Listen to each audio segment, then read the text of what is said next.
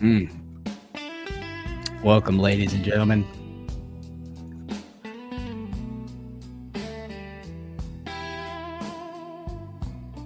What's up, my man? Brad, brother. What's up, Rob? I'm back in the flesh. Julian, welcome. What's going on, Keith? Good to see you, Skyhopper. Welcome, Heather. It's kind of sad when AI can make such soulful sounding music. Sounds like a man put some time and love into this guitar. What up, Taylor Made? Yogurt. Rights aren't wrong.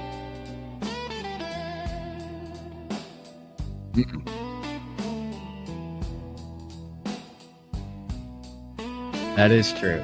That's true. It's just copying humans, but damn, it sounds good.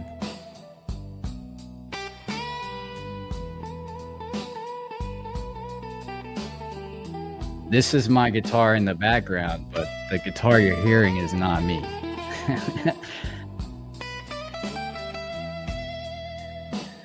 We got some exclusive coverage coming at you today, ladies and gentlemen. Come on in. Prepare yourself.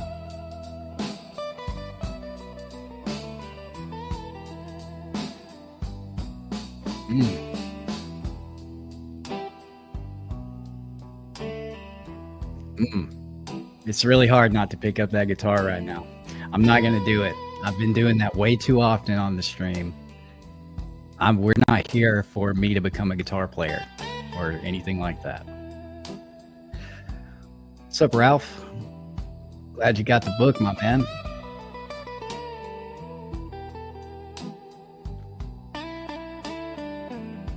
Yeah, please hit that like button. I would appreciate it. That really is AI, and I know it really is very, very good.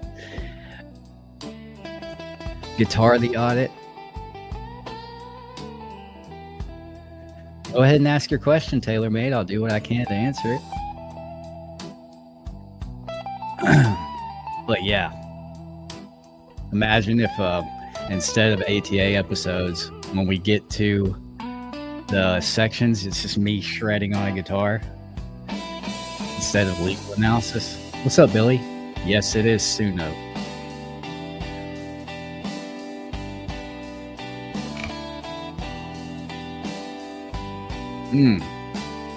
That's something right there.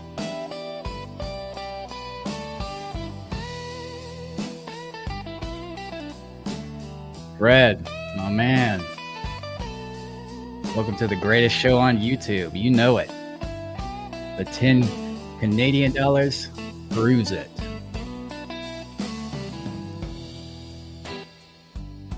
You're using my book at school? That's pretty wild. That's cool to hear.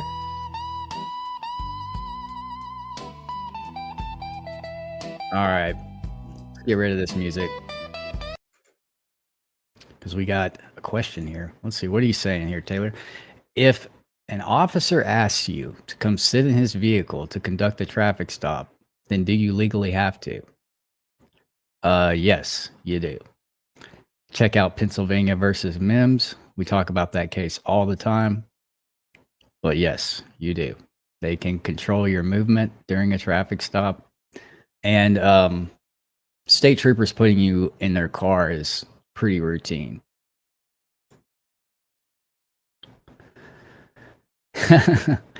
Billy threw away his guitar because of Suno. I don't blame you, dude. How much is the book? I'm not sure. It goes on sale all the time. I don't control the price of it. I just set the initial price, which was $15. But there's a good chance that you can find it a lot cheaper than that if you just, peruse around Amazon a little bit, find yourself a coupon code or whatever. But yeah, TaylorMade, that is in the book. That is something we cover. And honestly, if you're asking questions like that, like whether or not a cop can pull you out of the car during a traffic stop, you should read the book because it is made specifically for people with your level of constitutional knowledge. All right, ladies and gentlemen, I guess we're going to hop right into it today. I have a guest, the one and only, a good friend of mine. And, you know, we covered his stuff. He was in the chat last time I did a live stream. And speaking of that, sorry for not streaming Thursday. I just had a lot of shit going on and I just couldn't make it to the stream. Yeah, so my bad. Hopefully today's stream will be worth your time and better than the one you missed. But yeah, we got something very interesting planned. But before we get into everything we're going to talk about today, I want to introduce our guest. You know, I'm sure you know by now, looking at the thumbnail and the title of this live stream, you could probably guess who it is. It's the Random Patriot. And I'm just going to go ahead and bring him on. The man needs really no introduction. You guys have seen his work. And here he is, the man himself. Hey, what's up? What's up, brother? Let's put that AI music back on, dude. That was good. It really was good, dude. And I really wouldn't mind to. There we go. Oh, yeah. Hey.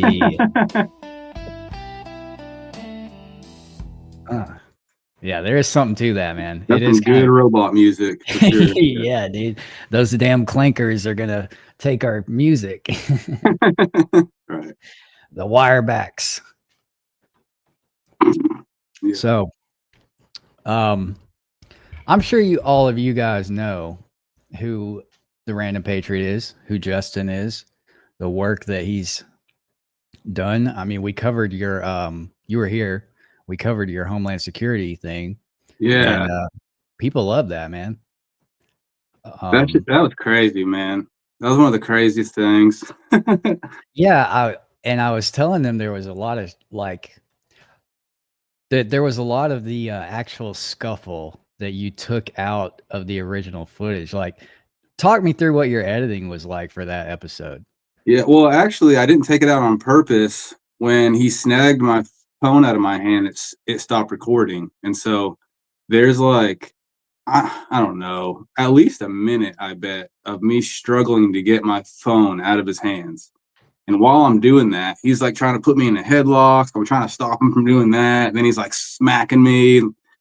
You know, he doesn't really have any smooth movements. He's just kind of moving his arms around. I'm getting hit. He's snagging my t-shirt, but I finally get my phone out of his hand after all this. And I actually had a little blood on my lip. I didn't realize until after. So he actually hit me in the face at some point. And I finally get my phone out of his hand, and I walk out immediately. And that's whenever he snags my phone again. And when it shuts off there, it's because I assumed it wasn't recording whenever I picked it up. And so whenever I picked it up, I hit the record button to start recording, but I actually stopped recording. And so lesson learned. I need a body cam for that type of shit, honestly. Yeah, well, at least you weren't just standing there recording your hand the whole fucking time like he was. I swear, dude. He has a good video of me for sure. Yeah, he's got you, dude. Like, imagine that. Even if he had came out there to like actually figure out who the fuck you were and then went back in, he'd still left with nothing about who like, I got him. Yeah.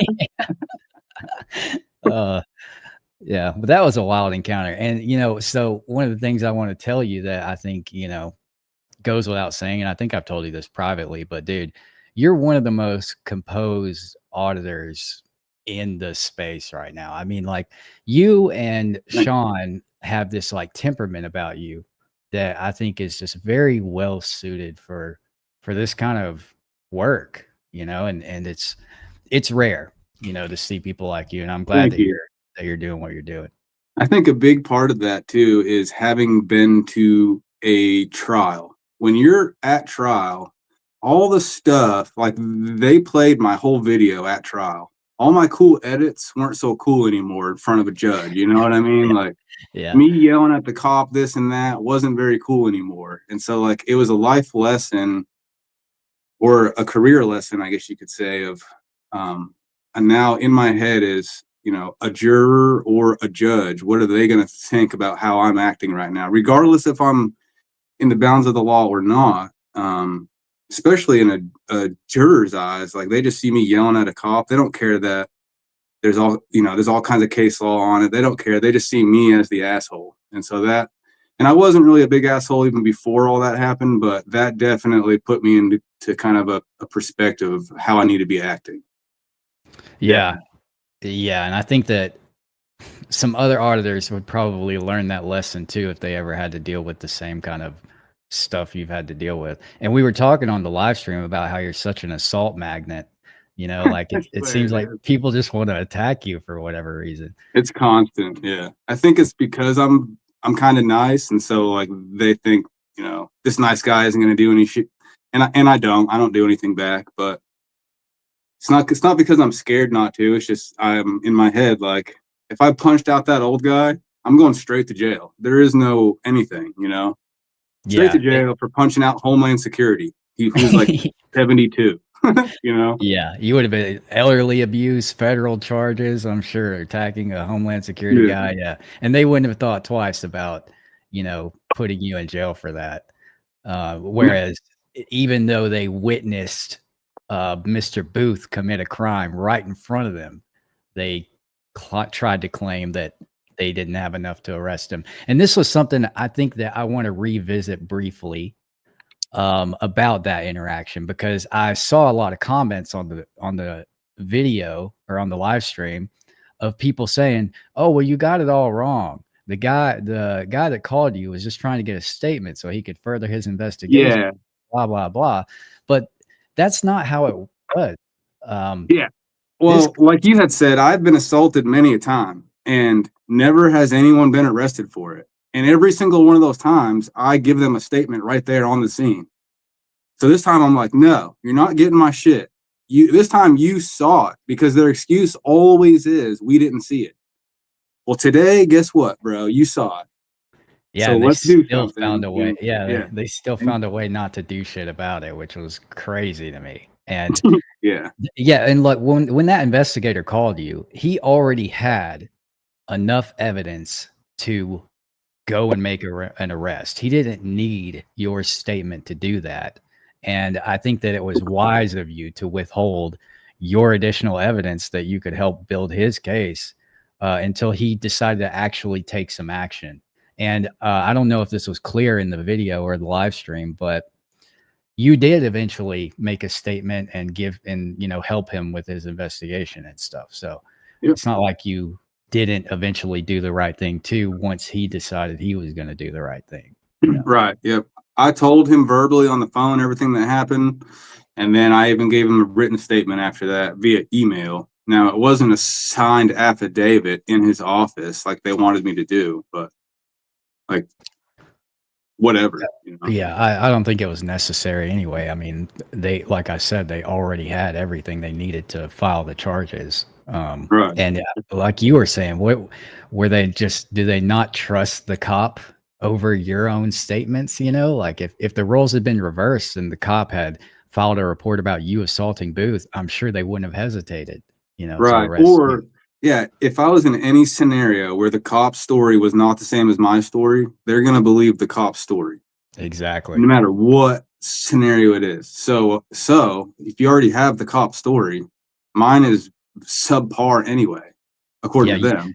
Yeah, I told you yesterday, you couldn't have gotten a more credible witness than that. You know, he was the most credible witness that could have ever witnessed a crime taking place. But yeah, according to them, right? Yeah, but yeah. So, I want to ask you a few things about, because a lot of people who are in my community know who you are, but they may not know a lot about, how you came to be an auditor and, your journey with that. And I just want to briefly talk about this. I hate it when people turn an interview into just like a biography, but I think that that's a part of your story that's not very well known, I guess, in the canon of your YouTube channel. So, I mean, I'm Yeah. interested in hearing about that as much as they are. Well, okay. That's actually pretty cool. I have some history with that, and I won't get into the crazy details or anything, but it started when I was like 10, and we lived in an apartment complex, and apparently the police were chasing a guy through the complex who had stolen a stereo or something like that. And the cops didn't know where he went. He went in one of the apartments. So the cops wanted to come in everyone's apartment to come figure out where he was. And my dad's like, "You're not coming." I'm like, "You aren't coming in." And they're like, "Yes, we are." So they end up getting into a fist fight, which turns into two or three of them just beating the shit out of my dad right in front of my door. They like put a cigarette out on his neck. They're putting one of them came up on a bicycle and he puts his front tire on my dad's head, and it's like this whole thing. I'm standing out front with a hockey stick, just like fuck you, like what's happening to my dad? But so that was like my first like, okay, cops aren't, and obviously my dad didn't get in any trouble in the end. He went to jail. My mom bailed him out, but all the charges were dropped, and that cop actually got in a lot of trouble. So that was my first like, oh, okay, like this is what happens. And then, in high school, one of my buddies' moms was dating a cop, and he would ride around with a case of beer in his cruiser all the time, smoking weed. Like that was just the mindset of the cops in the town where I went to high school. So obviously, my perspective didn't change. I never really was a I hate all police type person, even with that. Um, but I just knew not to blindly trust the government, especially some cop that had 8 weeks of freaking training or whatever the hell, But I didn't start learning about my constitutional rights as much as I should have until all this auditing stuff started happening. Watching Audit the Audit and Long Island Audit were honestly the first two I started watching, like probably most people. And then you eventually kind of learn, I'll even say the script of auditing, like I'm an independent journalist. I'm, like da da da da da. And so you watch enough of those videos and you're like, I'm gonna try this, but I don't want to be an asshole. I want to try to do this politely and like let's go see. And I talked about it for like 6 months. And then I finally just did it one day to the post office right down the street from my house. And I'm even kind of laughing as I walk in because I'm like, nothing's going to happen. This is stupid. I feel stupid. But it took me about 8 minutes for the cops to get called, and they wrongfully got my ID, the whole thing. And to this day, I have a really good relationship with my local PD because after all this happened, I didn't know even what to do, honestly. But the very next day, the chief started an internal affairs investigation without me even saying anything yet, because I haven't even reached out to anyone yet. And then they reached out to me and just kind of wanted to let me know, hey, you were wronged. We're sorry. We're doing new, like, I don't think he got suspended. I'm sure it was like a write up on his freaking profile or whatever, but he's getting retrained, and here's an avenue to sue if you want to. And I didn't, because I was just like blown away that they reached out to me within 24 hours with an apology and everything else. And so, Yeah. I mean, so to this dude, day, yeah, I have a really good relationship with my local PD because of that. it's rare that you make some kind of change on your very first audit. You know what I Yeah, mean? I I was in doubt the local many. paper and everything. Yeah. Oh yeah. Yeah, no, I mean, something a lot of people probably don't know about you is that, the YouTube space is one thing, right? Like you got 100 something, 130,000 subscribers on YouTube, but in Arkansas, you're a lot more well known because, news always only travels so far from the source, no matter where you put it. But when something happens in your own state or in your own town or your own backyard, what have you, people will pay a lot more attention to that. And I think that this applies to a lot of auditors, especially ones operating in places that are as rural as Arkansas. There, you get a lot of notoriety from people who don't necessarily subscribe to your channel or follow the cop watching stuff, but they'll still know who you are just because through all the important people in the state. discussing Yeah. you know? Yeah. I could tell there was, in the beginning, because I'm in a very red state, and so everyone's very pro police. I'll just say that. I won't even say red or blue, but everyone's very pro police around here, and so it was a battle, an uphill battle. But I think I've got to the point now where people don't see me as a cop hater, and they see that I legitimately want real change and not just craziness. So Yeah, that's easier that. now.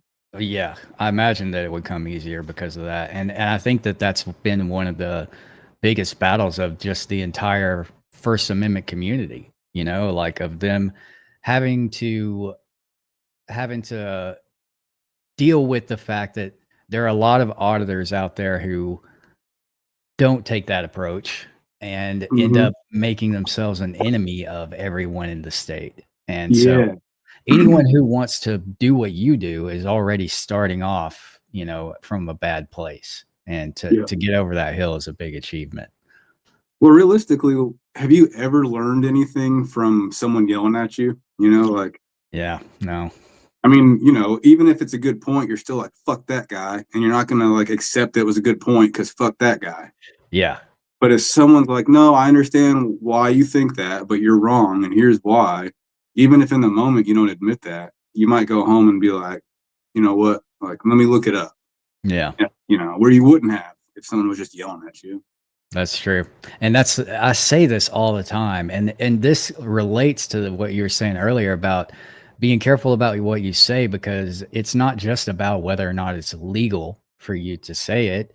There's also the social consequences that come along with what you say. And those can have a pretty detrimental effect on your case when you get in front of a judge or a jury of your peers, especially, a Yeah.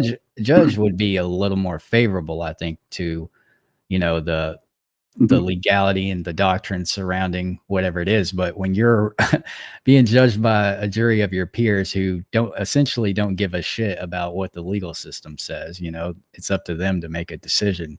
Yeah. That can have a really detrimental effect on not just how you're received by the public, but how your case unfolds ultimately. Hmm.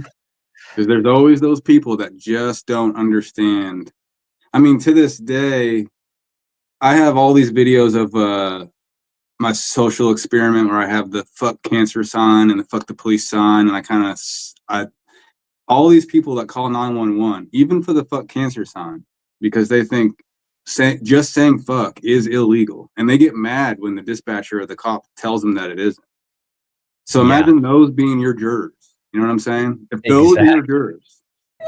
Exactly. And, there is vetting processes in the whole jury procedure that could lend itself to more of those people being on the jury, So it's just, there's a strong chance that if you do go before a jury, it's going to be made up of a few people who don't know what the fuck is going on.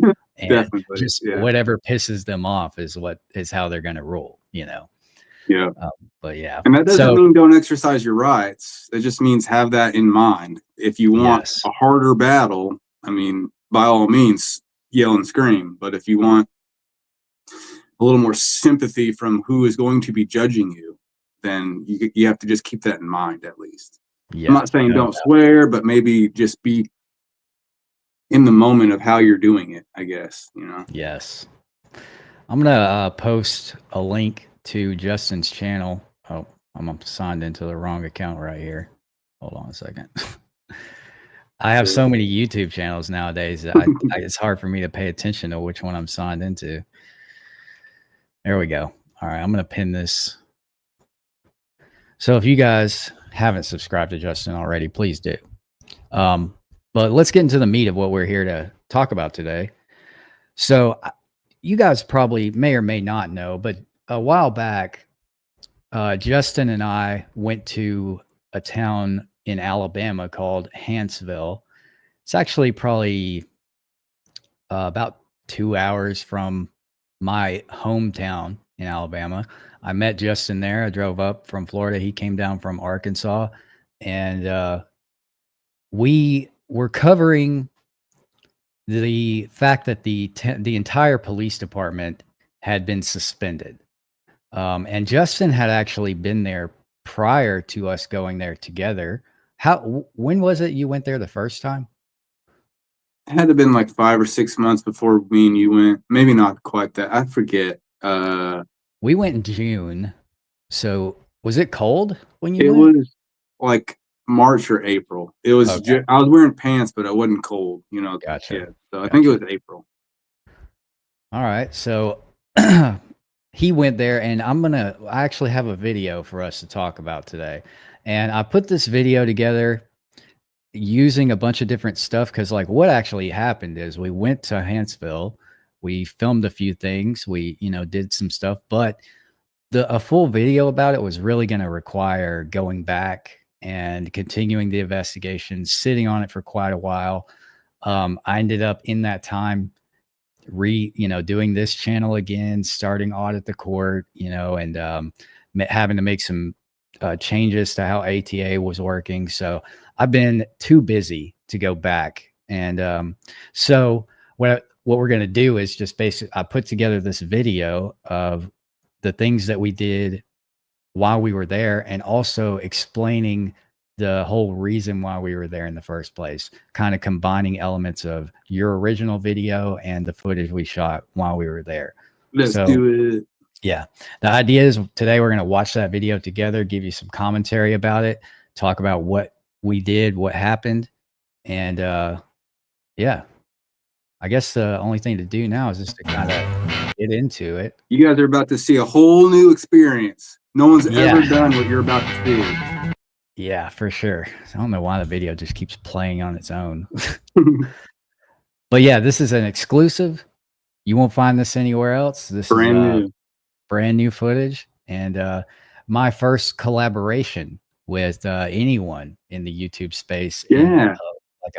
in person. So That was the first time we had met, and yeah. yeah, you were saying it was the first time you'd even collab with anybody, so that's awesome. Yeah, actually, Good deal. when we filmed this was the first time I ever collabed with anybody at all. But since then, I've had a couple guests on here, so I don't know if that's really collaboration on A little something, bit. but a little bit. Yeah, not quite to the depth that we got here. And yeah, this is the first time you guys are going to get to see me in the sunlight, so we can confirm once and for all that I'm not a vampire. Yeah. And that sometimes I do touch grass. Well, on that note, he did have to ask permission to go in any building. So I don't know. Hey, There was. don't say that out loud. No. All right. Yeah, so I'm just this video is basically set up to where parts of it we're gonna watch, and then parts of it we're gonna come in and add some commentary live. So, just bear with us. I'll chime in when necessary, but here we go. Let's get into it.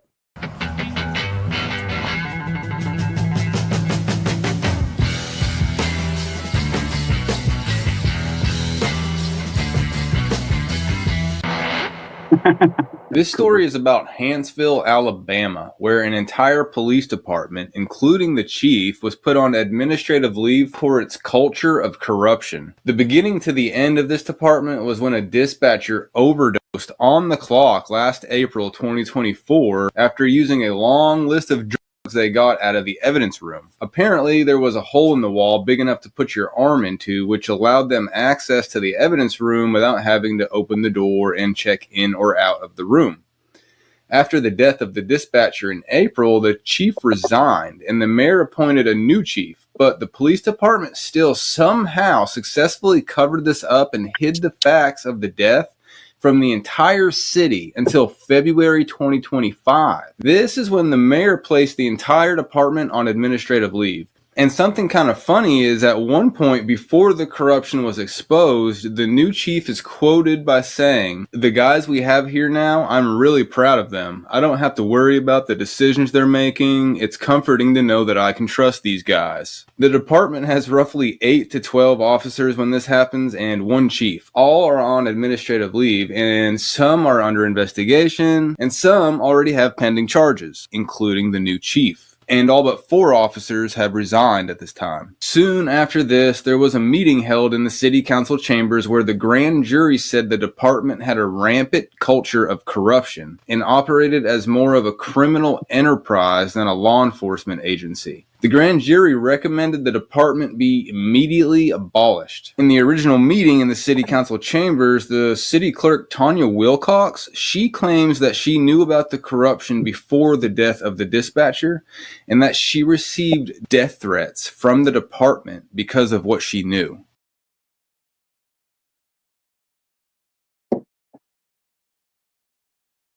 Oh, what happened? Oh, my bad. I was muted. First of all, I want you guys to remember this woman, I didn't know. Tanya Wilcox. All right. Because she kind of plays an important role in this. For the death of the dispatcher and that she received death threats from the department because of what she knew. So this is where we're getting into some of the updates to this story. So when Justin went there the first time, that was the extent of what essentially had happened. They were to the point of they had placed all their officers on administrative leave with the exception of 4 of them who voluntarily resigned. And then there had been federal indictments. Well, I got some notes here just to keep this organized. And the first thing I think we should probably talk about is, let me see if I go into that. Yeah, here we go. Here are the people who faced indictments. And I have their charges here. So Cody Kelso right there was charged with 2 counts of computer tampering, 2 counts of using office for personal gain, tampering with evidence, and then 2 counts of solicitation to commit a controlled substance crime. That woman there, Donna Kelso, she is the wife of the man next to her on that picture, Eric Kelso. She was also charged, even though she wasn't part of the department. She was just a spouse, with 4 counts of unlawful distribution of a controlled substance, 2 counts of conspiracy to unlawfully distribute a controlled substance. Then we got Eric Kelso right there. He got 4 counts of unlawful distribution and 2 counts of conspiracy to distribute. And we got, let's see, Jason. He was the police chief. Yeah. And he got charged with 2 counts of failure to report ethics crimes and tampering with evidence. Then Jason down there got 2 counts of computer tampering, 2 of using office for personal gain, tampering with evidence, and 2 counts of solicitation for a controlled substance crime. And then the last guy, William Shellnut, got charged with tampering with evidence. And I want So these are the actual charges. Yes. Those are the federal charges that they were convicted. Yeah. Well, not convicted yet, just charged. Oh, okay. That's what I'm wondering. Okay. And so we got some updates here since then too. So they haven't actually been charged yet? They have been charged, not. Or I mean, I guess they have been. Okay. Yeah, they haven't went to trial or anything like that. They're out on bond right now. Yeah. Let me remove this. Add this. So since then, the Hanceville City Council voted to suspend the entire department. So they once everyone got charged and everyone was placed on administrative leave, they still had a police department, technically, just no employees. And then shortly after this, in March, they decided to fire or basically disband the police department, suspending it, and look to hire a new chief. And they, at the time, were also thinking about starting a committee of 5 people to look for a new police chief. That actually never ended up happening. And wasn't he the 3rd chief in like the last year or something? He was the 3rd. That's right.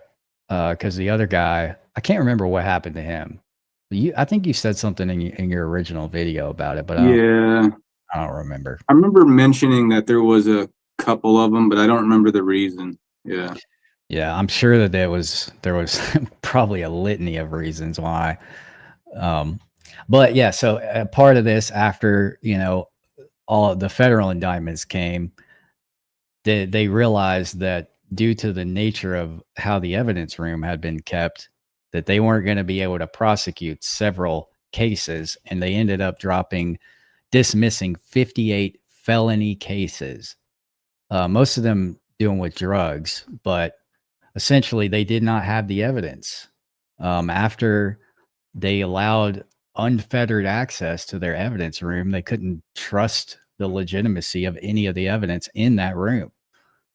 So obviously they had to, honestly, I'm surprised it's only 58 cases, because I feel like if there was something like this going on and we can't pinpoint an exact time for when the evidence tampering began, then we need to look at all of the cases that have ever had evidence out of that room, from the point of where there was any inkling that something might have been going wrong.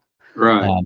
And as we get into this video, we might figure out, or we'll discuss a potential timeline, or at least something that gives us a clue about when this may have started happening, or what have you. Yeah, because what brings it all to light is the dispatcher ODs on like 6 different drugs. Yeah. So how that, just because that happened, that's not when it started, obviously, right? Right. So when did it start? How far back are we going? And I think due to the case that we're going to discuss later that you're aware of, we might have an idea about why or where this may have happened, but we'll have to get further into the video before we discuss that. There we go. So this is, I added some images here of the evidence room because I wanted you guys to see this, about how unkept and just kind of insane this is for an evidence room to look like this. And to give you an idea, so here's the evidence that here's what happened in this evidence room. There were several items missing, including 67 oxycodone pills, 39 gabapentin pills, 1.5 grams of cocaine, and a 25 caliber handgun. And the audit that was conducted by the federal agency also found 30 undocumented firearms. And I'm assuming that that's what we're looking at here in this image. So people are stealing not only drugs, but pistols. And what's hilarious, you steal a 25 caliber. Who, like, that is so easy to pinpoint. Like, go find the one guy looking for 25 caliber in town. That's the guy that has the gun. You know, like, seriously, that's hilarious. That's such a rare caliber. Yeah. Yeah. This is so how they were getting into the evidence room. Someone chiseled out a brick in the concrete wall. And if you see on the right-hand side of this photo, there's a broom. They were using that broomstick right there to stick into the hole and turn the knob on the other side of the evidence room door to open it. And there's actually a photo that, this guy. So there's actually 2 photos of this guy doing this. And in the other photo, you can clearly see he's using the broom. But we don't know who this guy is. His identity has not been released. But this image shows you exactly what they were doing and how they managed to accomplish getting inside that room. But yeah, all right. So that's pretty much all of the updates up to this point, up to the point that Justin and I decided to go there.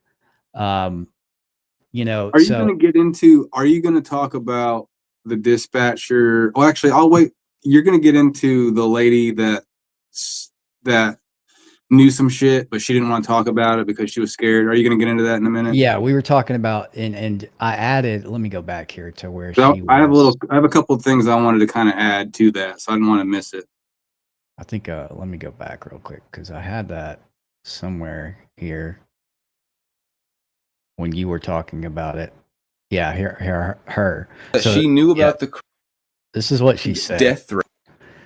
So wasn't necessarily a death threat, but she said she had been threatened by the former police chief. And we're going to talk about her dispute with the other guy Okay. here in a little bit, if that's what you were referring to. Well, just one little quick thing I wanted to kind of bring up was she's been threatened, right? Now, actually, was this threat this threat was before the dispatcher OD'd, right?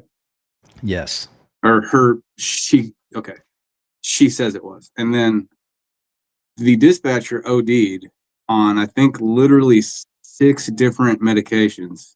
Yep. Or I don't know if you want to call them a medication, but, and I want to say, like, I think there was an article that was even talking about how he could have OD'd on any one of those.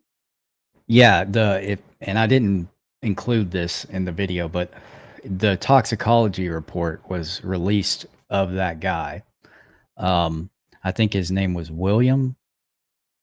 I don't know if I wrote that down, but yeah, he had, like you said, he had a bunch of different drugs in his system, and any one of the amounts of those drugs that he had in his system would have been enough to kill a person who didn't have, or to overdose a person who didn't have a drug tolerance to those drugs. Yeah. Well, and so I just make the connection to, she was threatened if she talks. This dude had a casserole worth that could have killed 5 of me. Was he killed? Just a question, like. That's interesting, especially considering how hard they tried to cover it up for those few months. Like, as you said in your original video, this happened in August, but no one knew anything about this until February of the following year. That's right. Yeah. Even after the OD, right? Yes. The guy was dead, and no one knew a clue about what happened, why he died, how he died, what happened until for February. Like 8 months. Yeah. So that's weird. Yeah, almost. Okay. I just kind of wanted to bring that question up, is because if you were going to kill someone by OD, that's the way to do it, right? Like, make sure you don't want to go to the hospital and survive, and then they're like, yeah, Tim gave me they held me down and gave me a bunch of pills or whatever. Well, at the same time, I don't know if you would look at this photo we're looking at right now. This is where he died. This is that chair right there, I believe, is the dispatch desk. Or if not, I mean, the room is next door. So the point is that I'm trying to make is that if you were going to kill this guy, why would you do it at the police station with all these cameras? You could just do the same overdose method at his own home. Maybe not get in trouble. But nonetheless. Don't ruin my story, dude. Don't ruin what I'm saying. Sorry. I'm not. But anyway, we went. So Justin and I, up until this point, we all we knew when we were going to go there is that the department had decided, or the city council had decided that they were essentially going to fire the entire police department and disband it and start over. And so the next thing you're about to see is us go in there and just figuring out what was going on. So, hey, what's up, guys? I'm here at the Hanceville Municipal Complex, as the building is appropriately named. This served as the police department, city council, city hall, basically all the city functions of this beautiful town. And today I'm joined by none other than Justin from the Random Patriot, who has actually been here before. Yeah, I was here a few months ago. I really appreciate you meeting me here. I cannot wait to do a follow-up on this because a lot has happened since I was here before. And we're gonna figure out what that is. Oh, are you listening to all his farts? I ain't got nothing. If he farts though, it's on it. It's like he was back at the office. Yeah, I got it all that. This is what you call professional, thorough, credentialed journalism. I will be leaving a link to that fart track on my channel if anyone needs it. That's professional journalism right there. All right, here we are, the beautiful, the one, the only Hanceville Police Department.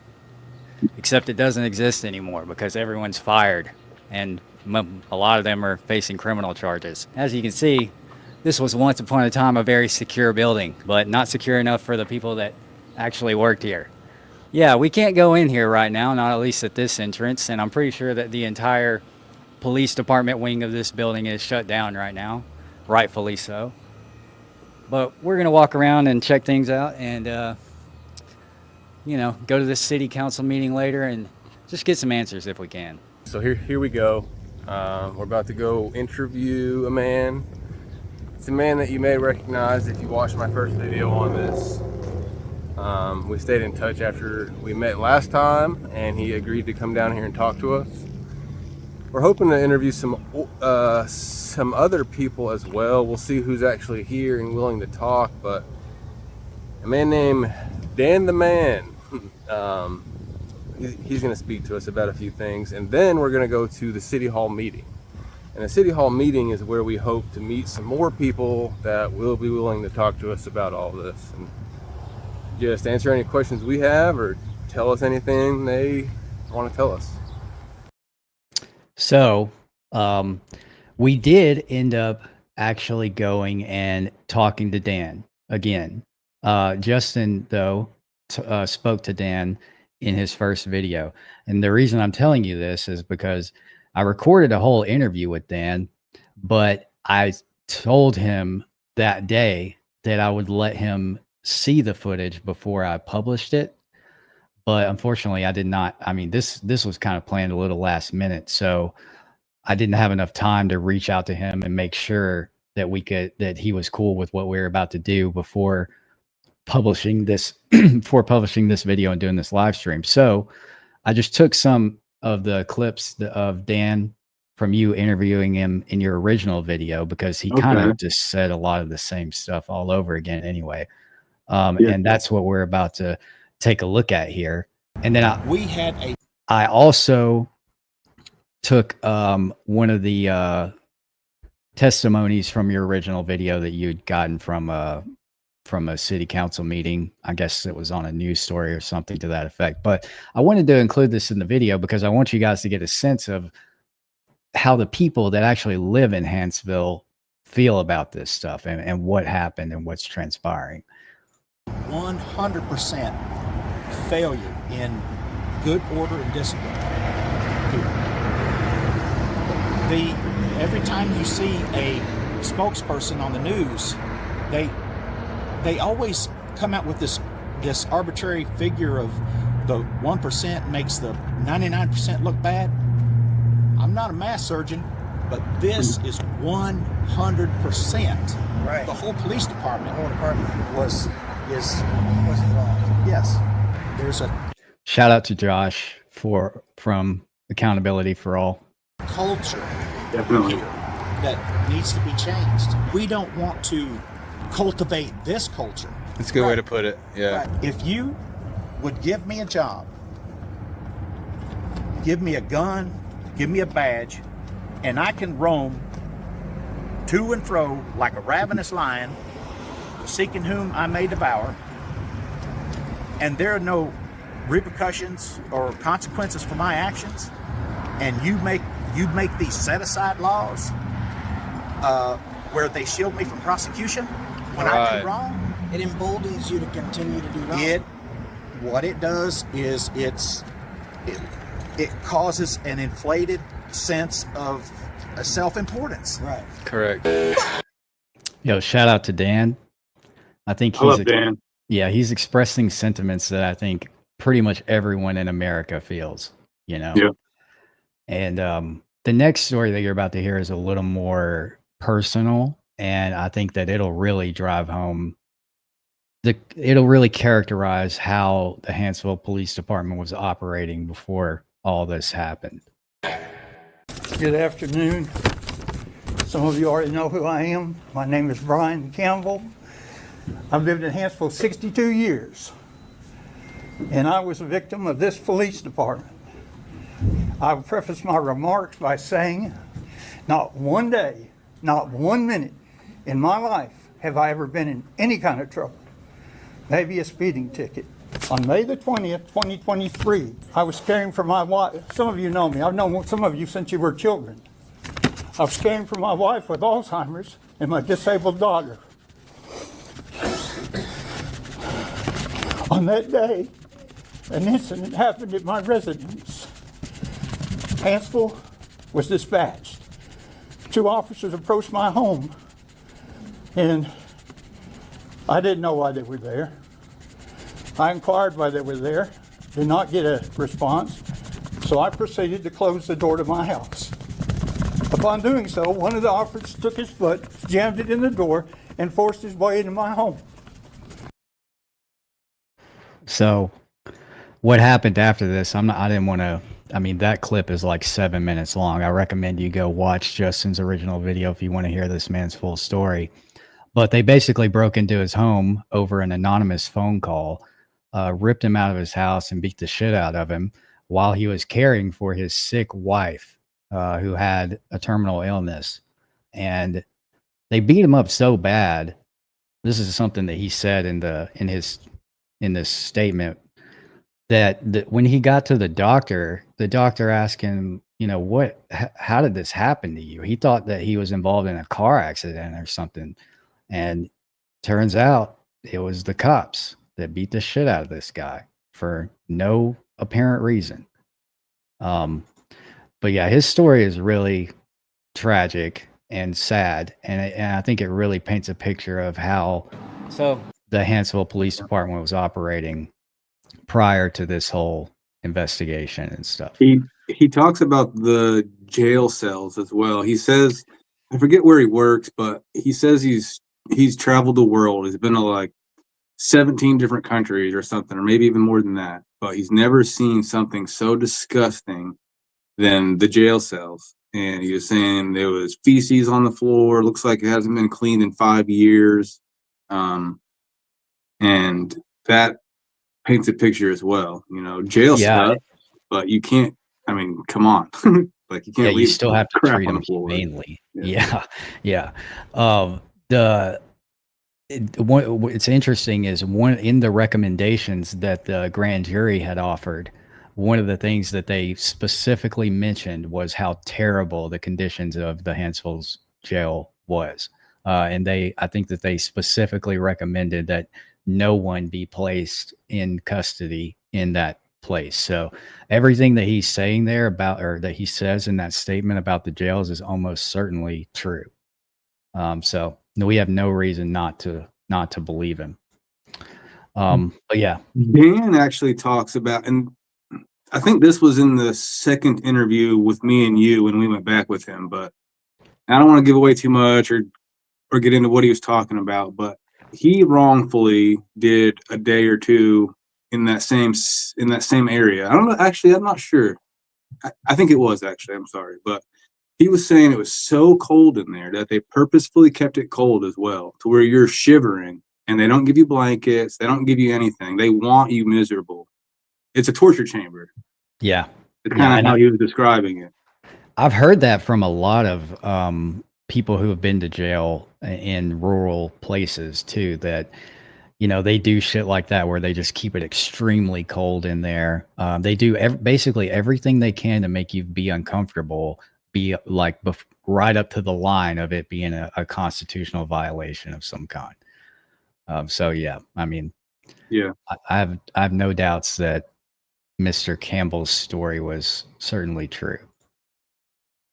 But yeah, so this is us continuing, and we're getting to a part that's very interesting. And I think that, well, the part that I thought actually warranted making this video, and you know, yesterday I called Justin and he was like, hey, I got an idea. Let's talk about the Hanceville stuff, because we never went there. And then when I was looking back through the footage, I was thinking, you know, well, how can we put this together in a video? And then I remembered that interaction that we had with the mayor while we were going through the municipal building. And I think that this is the most important part and the most interesting part of the story when we get to that. And I'll tell you why once we get there, but let's just continue for now. We're going inside here. We're just going to check out this building and what used to be the police department. Here's the beautiful leadership of the town of Hanceville, who have actually taken some pretty serious steps to make sure that this was handled appropriately.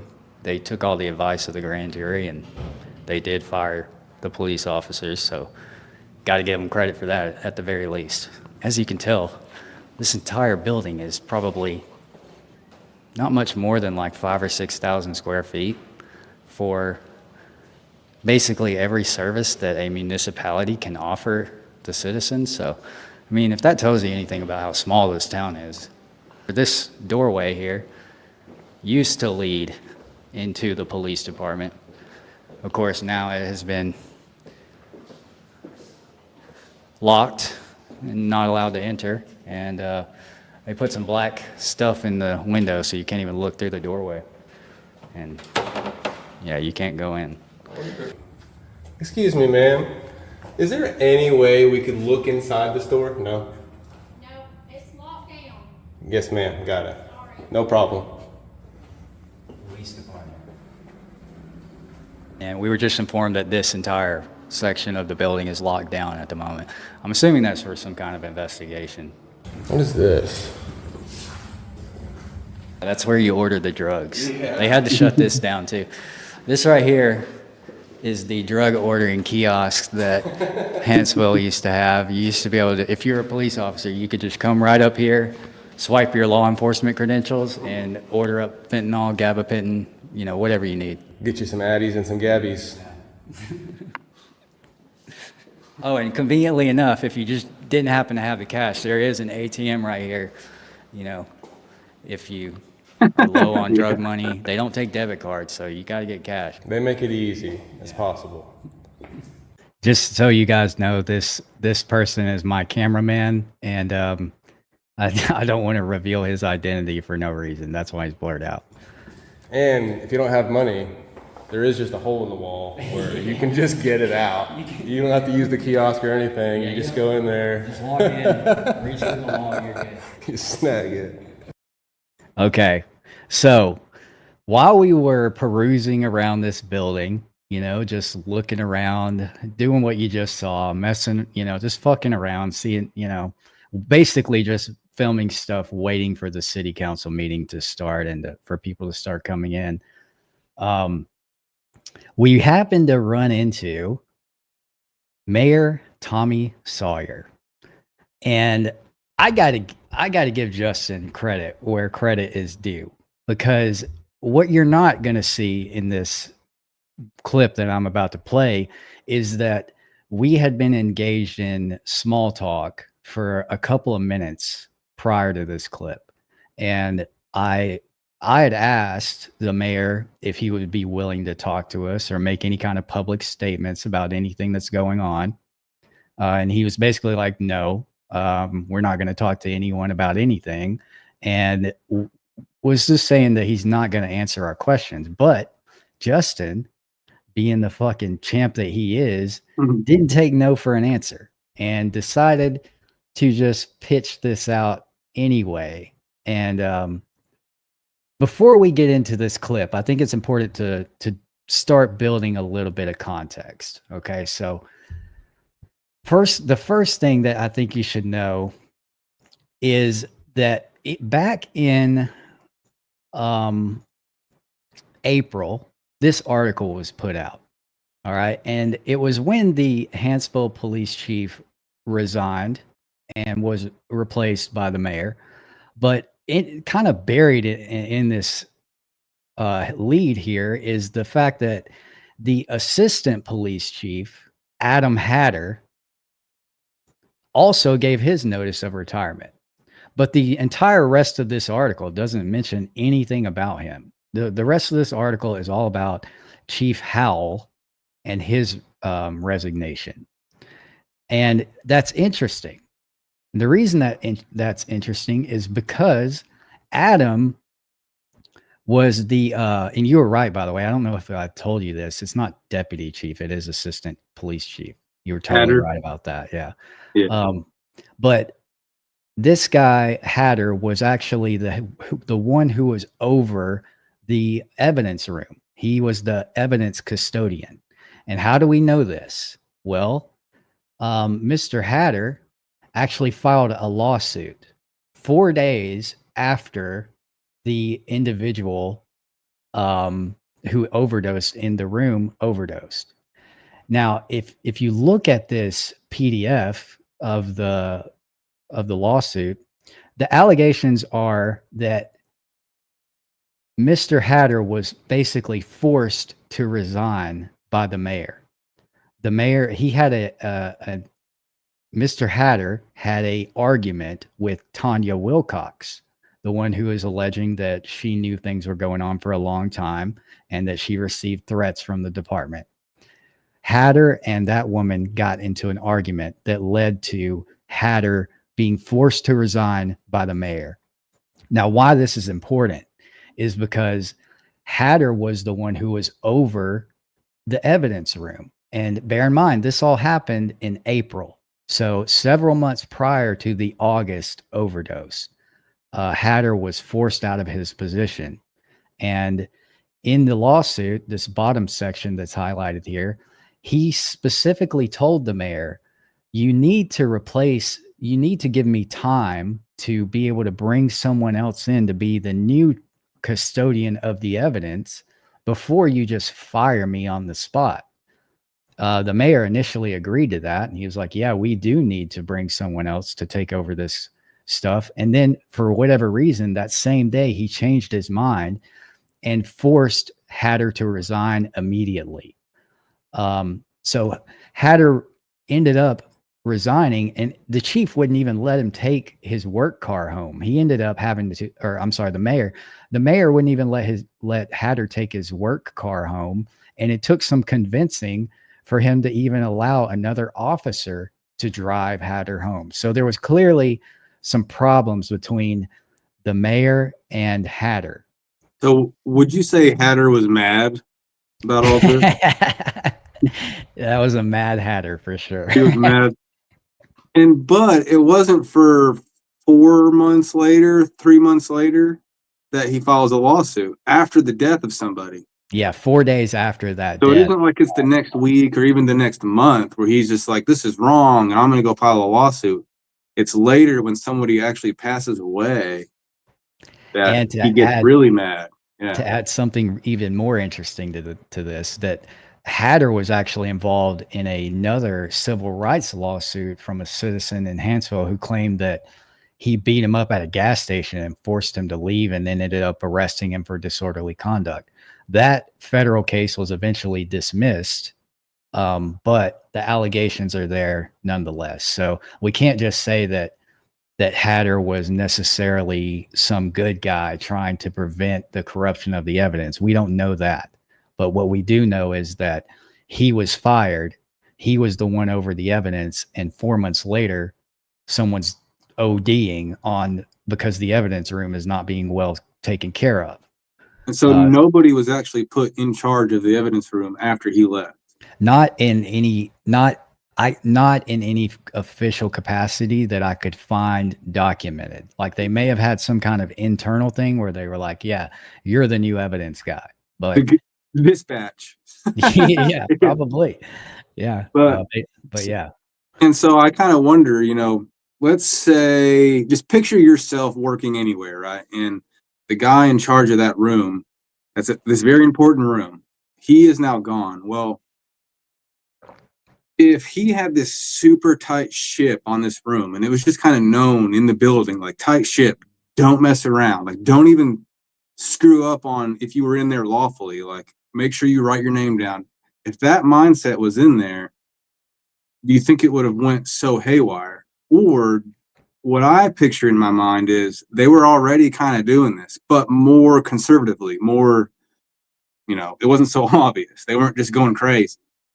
And so that mindset of we can get away with taking stuff out of there is in the building when he leaves, which is why they start taking stuff out of there and it just gets, it snowballs out of control. But if the mindset in there was like danger zone, don't screw around with this room, like, do you really think it would have snowballed that quickly? Or were they just that, I'll say this. I think that there is a direct correlation between Hatter leaving and them accessing the room. To what degree that correlation is, I'm not sure. I don't know if he was running a really tight ship, and then once he was gone, they're like, hey, it's free game, or if maybe he was involved, and once he got out, they were like, hey, we're not going to get in trouble for this. He didn't, and embolden them to do more. There's a lot of different variables at play with that, but I think that it would be kind of it'd be ridiculous to deny that there's a connection between the guy who controlled the evidence leaving and then someone accessing the evidence room shortly thereafter, Definitely.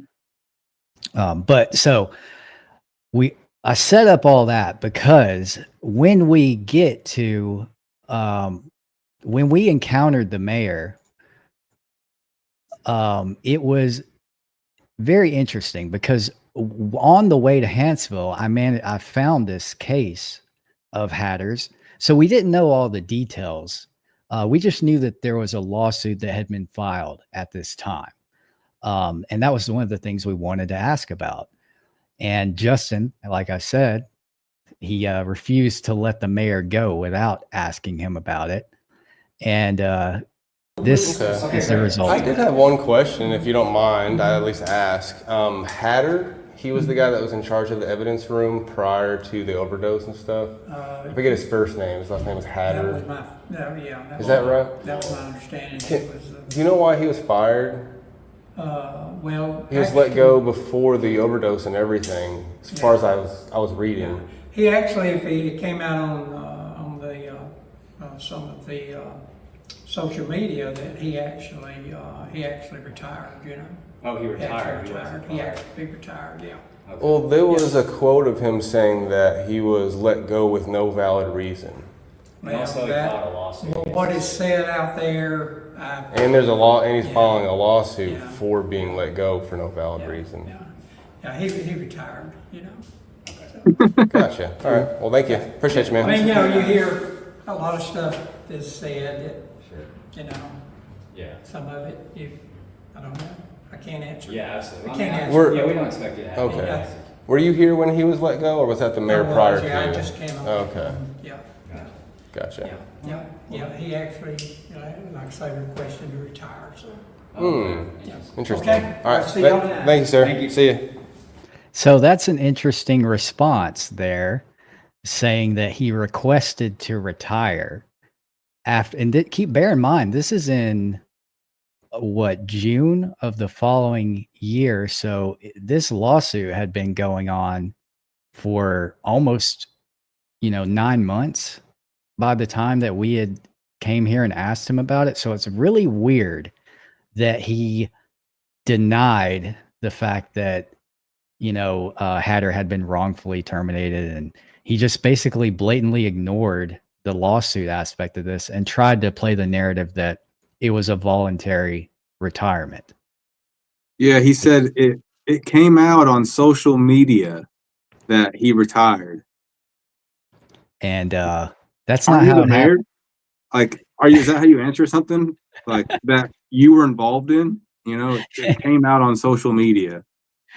And again, I think what he's actually referring to is just that article we looked at before, where there's literally one sentence saying that he also retired. The entire rest of the article has nothing to do with Hatter. No official statements were made to media about why Hatter retired, and no one knew why until he filed the lawsuit and claimed that he was wrongfully terminated. I'm not sure of the status of that lawsuit now. I think I read somewhere that it had been dismissed or taken away, or he had withdrawn it or something to that effect. But the point is, it's kind of weird because this guy, the mayor, definitely knew about this lawsuit. He was personally named in the lawsuit. There's no way he didn't know about it. And here he is basically claiming that it doesn't exist. Yeah, you and I were kind of talking about that. Like, if you just put our attention on you by lying about it. If you just told us the truth, I mean, okay, thanks for the information, but now I know you're lying. Why are you lying? Yeah, it doesn't make any sense because, also we told him then and there, he filed a lawsuit. So it would be reasonable to assume that we had a copy of that lawsuit and had seen, what the allegations actually were. So I feel like it's even weirder for him to lie about something that could so easily be proven wrong. Like, what is the motivation behind that? It's strange. Yeah. He didn't want to answer any questions, but the one question he did answer was a complete lie. Yeah. Yeah, no doubt. So we ended up eventually, let me see where this goes. I'm trying to remember. I'm trying to keep track of where I'm at in the video. So yeah, we did eventually So is this where it's going to be? check out the room and go to the meeting. And I'll just let this roll.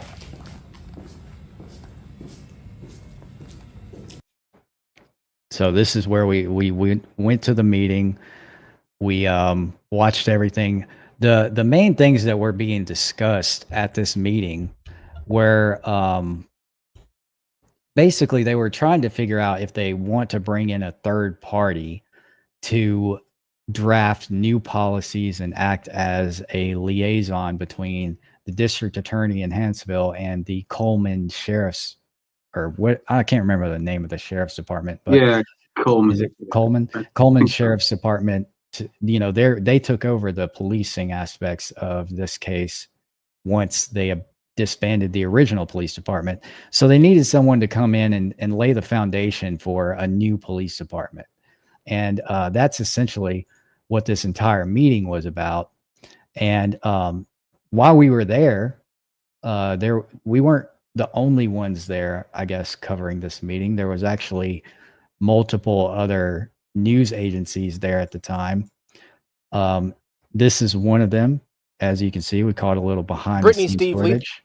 And I wanted to show you guys the result of their coverage of the meeting, just to give you a good sense of like what actually took place there. Leaders here at City Hall did not want to go on camera tonight, but they did vote to create a new position, something neighbors are watching closely. Bonnie Hamrick has lived in Hanceville for 59 years. She knows this city and she knows what it's lacking. Right now, Coleman County Sheriff's deputies are the primary source of law enforcement here after the police department was abolished. She says they're doing a great job, but not having something close does seem to make a difference. Response time, even the smallest things, like I had a horse get out, down my road, and I hated to bother them in Coleman. Now, the city council is taking steps to potentially get the police department back on its feet. City leaders voting to allow Mayor Jimmy Sawyer to enter a contract with a consultant firm to write policies and procedures for a new police department.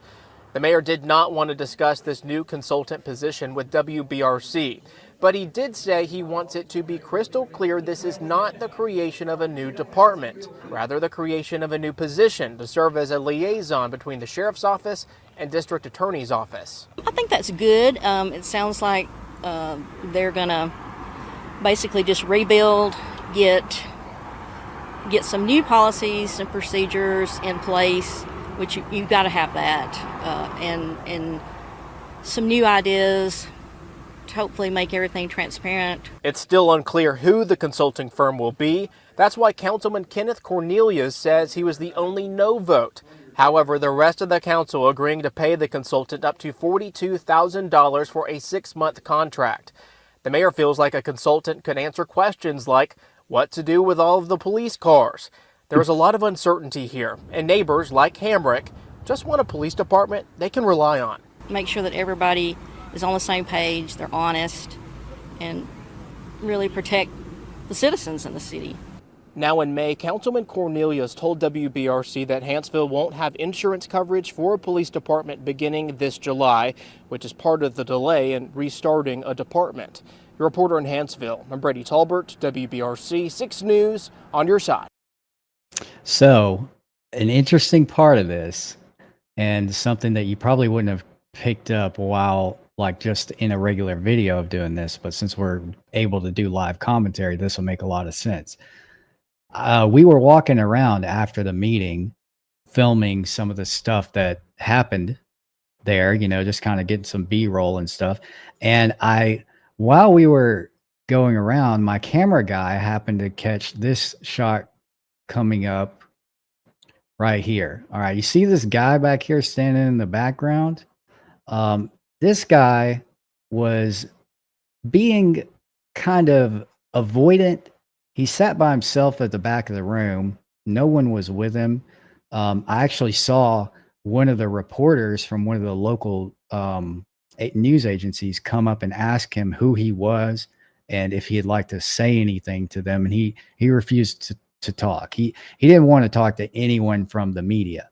And at the time, I thought that was weird because you can see that pin on his lapel. It was actually a marshal badge. And I thought that was weird that there was this random, law enforcement officer in this meeting. And I suspected at the time that he probably had something to do with this, the whole reason for this meeting, which was about the contracting that third party. And it turns out that the man was the tasked with case. helping the city of Hanceville rebuild its police department speaks out about the opportunity to start from the ground up. Breaking tonight out of Hanceville, city leaders announced the consultant who will help pave the way to rebuild the city's police department. David Thompson was introduced at tonight's meeting. He has served in law enforcement for 3 decades. ABC 3340's Megan Scarano has covered this story for months, and she was the only reporter at tonight's city council meeting. She reports on this latest development. David Thompson stole the show at Hanceville's city council meeting on Thursday. His job as a consultant will include revising policies and procedures, the employee handbook, and evaluating police department assets. David's going to be basically handling, trying to clean up, or will be cleaning up some of the stuff that was outstanding from our former police department, which hopefully in the future we'll be able to rebrand it. It will be now a public safety commission. It's a great opportunity for the city to start a whole new situation where you build from the ground up. So that's the optimism of a man who just secured a $42,000 contract right there. While I know it's been a big crisis for this city, it's also a great opportunity to build a foundation and build things the right way. Thompson comes to Hanceville with a long history in law enforcement. He retired about 6 years ago and has been in the public safety consulting business ever since. I started in law enforcement when I was 14 years old as an explorer at the Trussville Police Department. I became a deputy sheriff when I was 21 years old. I served 30 years with Jefferson County. Yeah. So it turns out that was indeed the individual who that whole meeting was about. And what's interesting is, like, when I was in the room observing sort of the dynamics of the how the council was deliberating this decision, you notice that they specifically mentioned in the first news story that one of the council members said no, that he didn't like this idea of just bringing in some random third party. He basically didn't know who it was that they were going to bring in. And so he was like, I can't agree to a third party coming in and making these decisions if I don't know who they are. And so it seemed like there was a little bit of a politicking going on between the members of the council, and that someone from that council had connections to this David Thomas guy, and they knew exactly who they wanted to hire in and give the contract to before they even made the vote. And so you can tell some of those members of the council probably didn't know that, that they were already planning this guy to come in. So thought that was another interesting part, but that's essentially all the updates on this story up until now. They still don't have a police department. They finally have a liaison. The next order of business is to kind of figure out what to do with the equipment that they have and how they're going to restructure the department moving forward. The last thing that I read was that they're targeting mid 2026 as sort of the official date to bring the department back together. So yeah, that's the whole story. So they're not going to have a police department for another year. Basically. And it's already been a year. Imagine not having now. If you haven't already made the assumption, the sheriff's office is who's patrolling that area now. Yeah. So it isn't like they don't have police. It isn't like they can't call 911. But the thing about it is that generally when another department has to come in and give services to a place, like in a special circumstance like this, where the sheriff's office is taking over the law enforcement duties of the now abandoned municipality, generally the way that works is that the sheriff's department will bill the city for the hours and expenses that are incurred while they're providing that service. But as of right now, the Coleman County Sheriff has been nice enough to provide this for free for the time Wow. being. Yeah. So there's at least that. And I guess that this is in lieu of them. Another aspect of this to consider is that the city of Hanceville was actually dropped by its insurance carrier that would have insured a new police department to come in. So I think that they were kind of put into a position to where they have to have a liaison bring someone in so that they can officially establish a police force that they can then get insurance coverage on. Because if you have a police force with no employees, there's nothing to insure. Yeah, what are you insuring? Right. Yeah. I'm sorry, go ahead. I was just going to say that's why they would, that's why they opted for the liaison. So you might be able to tell me about this. I'm not changing the subject, but a little bit. So in Arkansas, at least, police departments don't have to have insurance. They insure themselves. And I learned this because a state trooper backed out of their spot. No, not a trooper. It was a lady who worked for state police and did have a state police issued vehicle, but it wasn't a patrol car. Anywho, she backs out of her spot and T-bones me one day. This is like 2 or 3 years before I ever had a channel. And she does not want to get, she's like, I'm not giving you insurance. I don't even have insurance to give you. I'm not giving you any information, pretty much. Because I was kind of blocking her in at that point because she kind of smacked me and I just stopped. And she's just like, get out of my way and I'm out of here. You ain't getting nothing from me. And so I lost my shit, I call the local PD. They come down and do a report. The first thing he wants me to do is get out of her way. And I'm like, I move my car, but I'm like standing there. I'm like, nobody's leaving until I get information. And then I finally get the lady to give me the number to her boss, who ignores me. Like, she hangs up on me, doesn't want to give me any information. She says the same thing. There's no insurance to even give you. You're going to have to deal with it. Long story short, I reported it to my insurance. So the cops made a police report, but that was that. So I just had to report it to my insurance. And then I had to pay my deductible. And then my insurance, with all their lawyers, it was like Nationwide, or was it Nationwide? It was one of the big ones. So it isn't like a small, with all their lawyers, they couldn't get their money back out of the Arkansas State Police. And they came back a year later and called me and they're like, we've been trying to get that money out of them and to give you your $500 back for a year now. And we can't, because that's just how it is. Not only do they not have insurance, they have this weird law where they can insure themselves. And when they insure themselves, they're not liable for any damages to anyone else except for their own stuff. So whatever they do it doesn't matter. And that was the end result. My insurance ended up giving me my deductible back just because they felt bad with all the crap that they had went through. But they never got their money back, even though it was 100% Arkansas State Police's fault. That is really interesting. And I've never heard anything like that before, because generally, well, granted, this is a state agency, so that might change things a little bit as far as the dynamics of how insurance work. But at a municipal level, at least, they have to have insurance on their vehicles like everyone else. That's so weird. I would have to, I don't know. There's so many thoughts are coming through my head about that at once, because there's so many different angles. I'm wondering if they just gave up.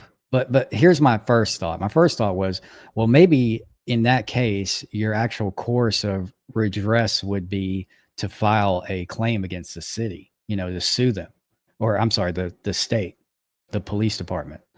And that would be the way that you would secure damages or whatever through an actual civil complaint. But it's so wild to me that a state agency wouldn't have to have insurance. That's just Yeah, that's crazy. you could probably look it up pretty easily because this was before I ever had a channel, and I just looked it up, and it was talking about this. It's a statute or yada yada where they're allowed to insure themselves. It isn't that they don't have insurance. They have to like sign a thing saying that they're going to take care of their own stuff. But by doing that, they're only liable for their own property. And that's kind of the way, that's how I understood it. And then my attorneys, or not my attorneys, my insurance attorneys were like, we'll figure it out. But then a year later, they're like, no figuring that out. Like there's no. It makes me wonder if they just figured out that, hey, this is going to actually be a giant uphill battle that we don't want to dedicate the resources to figuring out. Well, a year later made me feel like they already went up that, they called me out of nowhere. It wasn't like I've been wondering and like what's going on and let me know.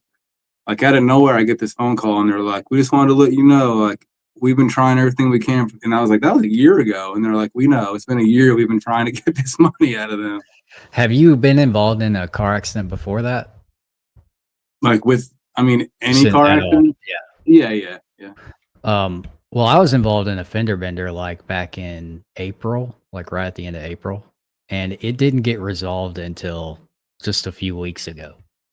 Wow. Yeah, even just a regular minor, crash can sometimes take several months to get figured out. And it's largely dependent on how proactive your insurance company is, of course.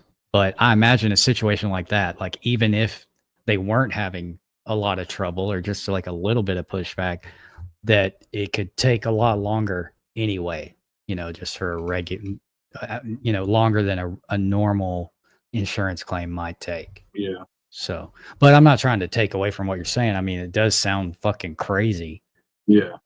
And man, I've never heard of that. It was definitely weird, and they definitely didn't have to pay. So I don't know what happened. Fucked up. What the fuck? So that they can just drive around running into people's cars and that's it. You're just That's what it sounded like. Yeah. That's fucking crazy.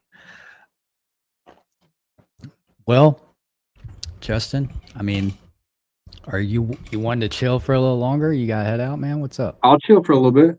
You got something else to watch? I mean, we could watch another one of your interactions. Okay, I'll do it.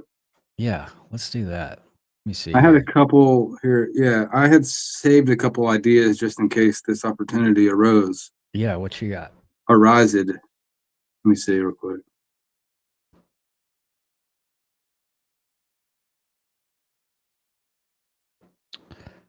Because I know you sent me a couple that we could take. Yeah, there was one about the bail bonds people. Oh, right.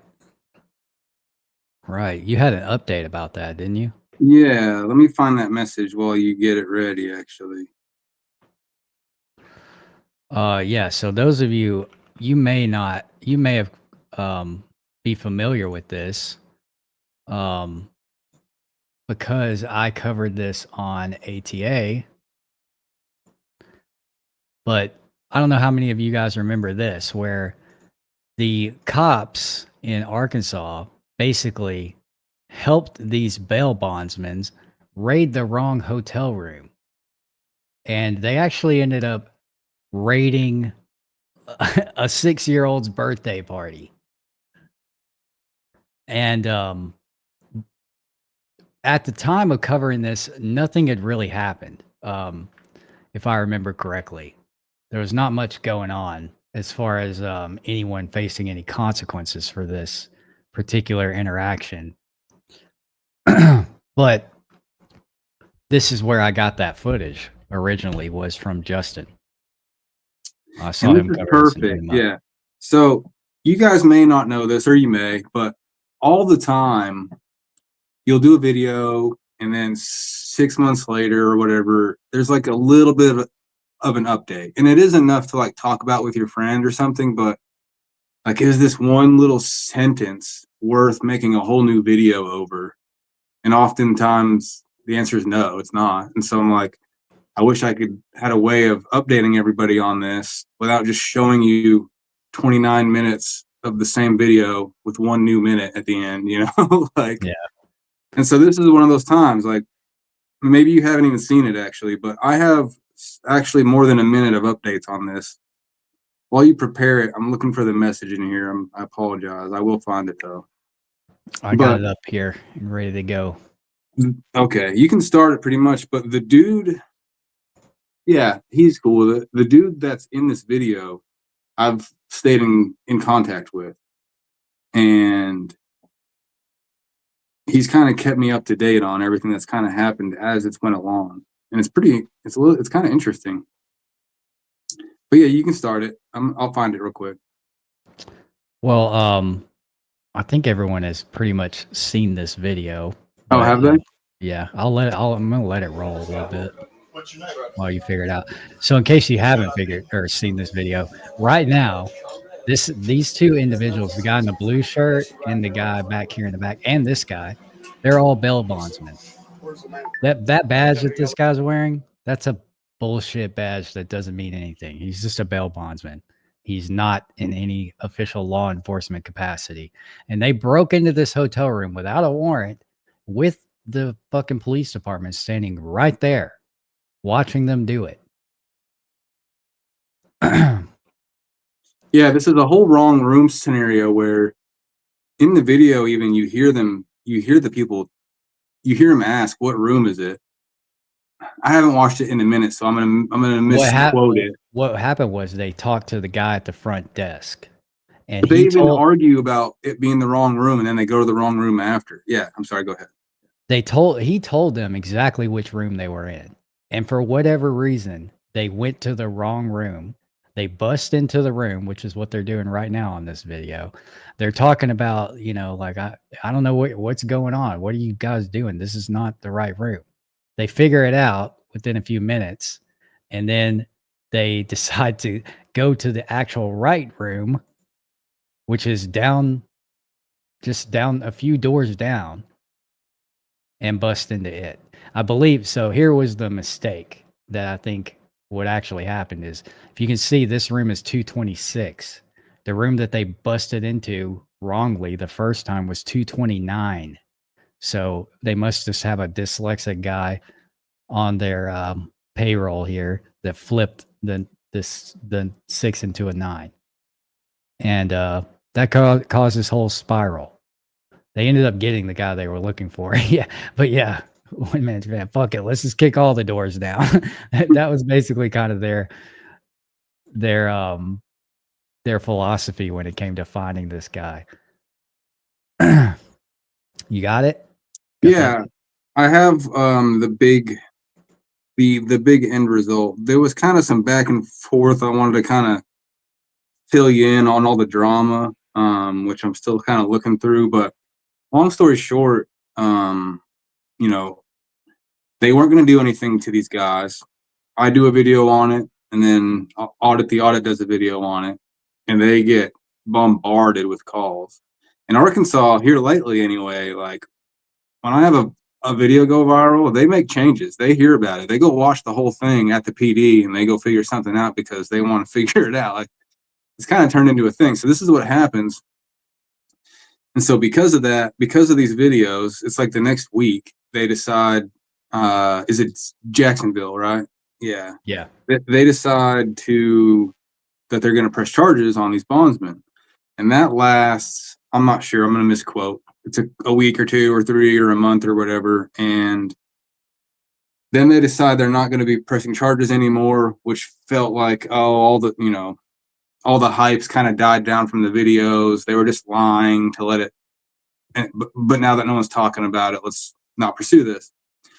Well, then it gets brought up, and this is where I'm not really sure what I'm talking about. I don't really know a whole lot about the bonding board. You know anything about the bonding board? No, but I mean, that sounds like something that should exist. And so there's talk of even federal, I don't want to say FBI or CIA or anything or what they are, but talk of federal people being involved in looking into this. It's all turned over to some bonding board. There's a bonding board hearing. And there was a lot of ups and downs, and like from the beginning to now, it was, we're going to charge them, we're not going to charge them, we are going to charge them, they're all going to jail, no one's going to jail, like back and forth. Well, finally, this bonding board hearing happens, and all right, so Kevin is the tall guy with the hood. Can we get a picture of him up? So, and I don't have video of it, but apparently they did the same thing. I think it was even a hotel, like the same thing happened. So Kevin is the guy in the blue hoodie. He's the guy that owns the bail bonds company, okay? He's the leader. This other guy is just with him. Now, apparently Kevin, the same thing happened to Kevin like a month after or something. There was no video of it because there was no cops with him.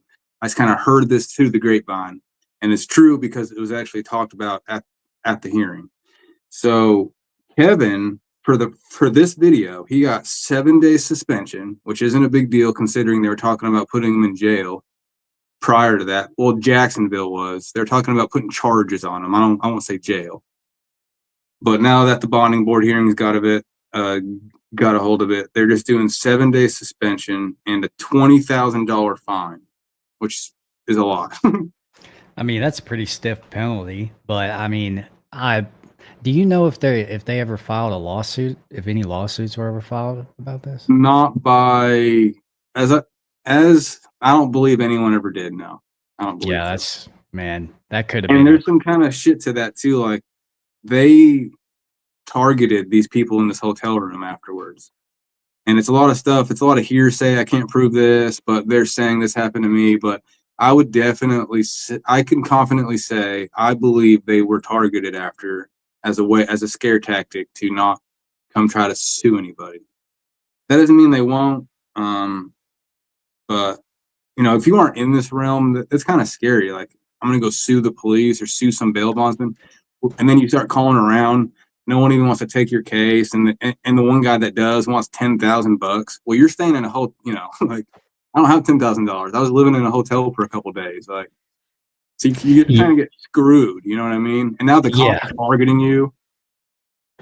Yeah, that's the dilemma, isn't it, of people who want to file a lawsuit but aren't at the higher echelons of the socioeconomic ladder, and it's just not feasible for them to be able to do something like that. I mean, even just the $200 or $400 that it costs to go file a lawsuit pro se is unattainable for people who are living in a hotel.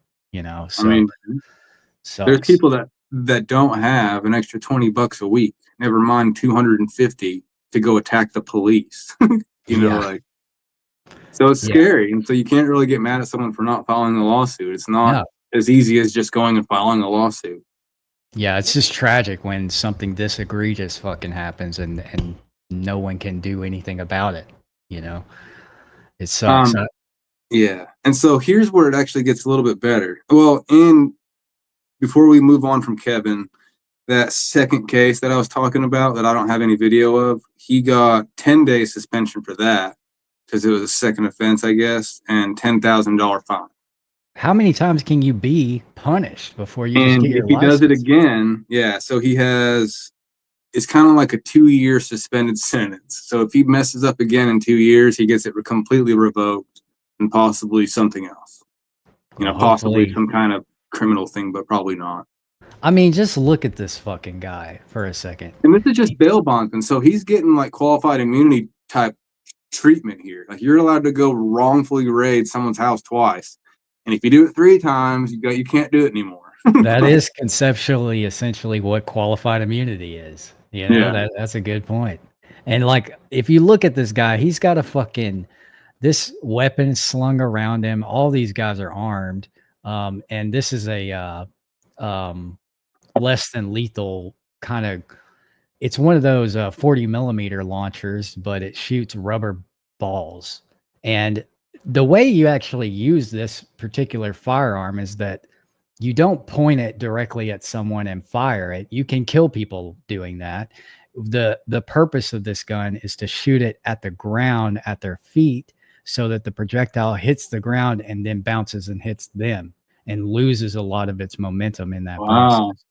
And that I saw this. We're seeing it now, with all the ICE stuff that's going on and all the protests there, where all the time cops will use a weapon like this and just shoot people directly with it and seriously fucking hurt them, and the fact that this guy's carrying one around like that it just says all you need to know about how he goes about doing his job, Well, they do have actual firearms on them as well. Yeah, you could see that the other guys, well, I'm sure that the guy in the blue is armed, but the other guy had a pistol on his hip, and he had a taser in his hand the whole time they were doing that raid.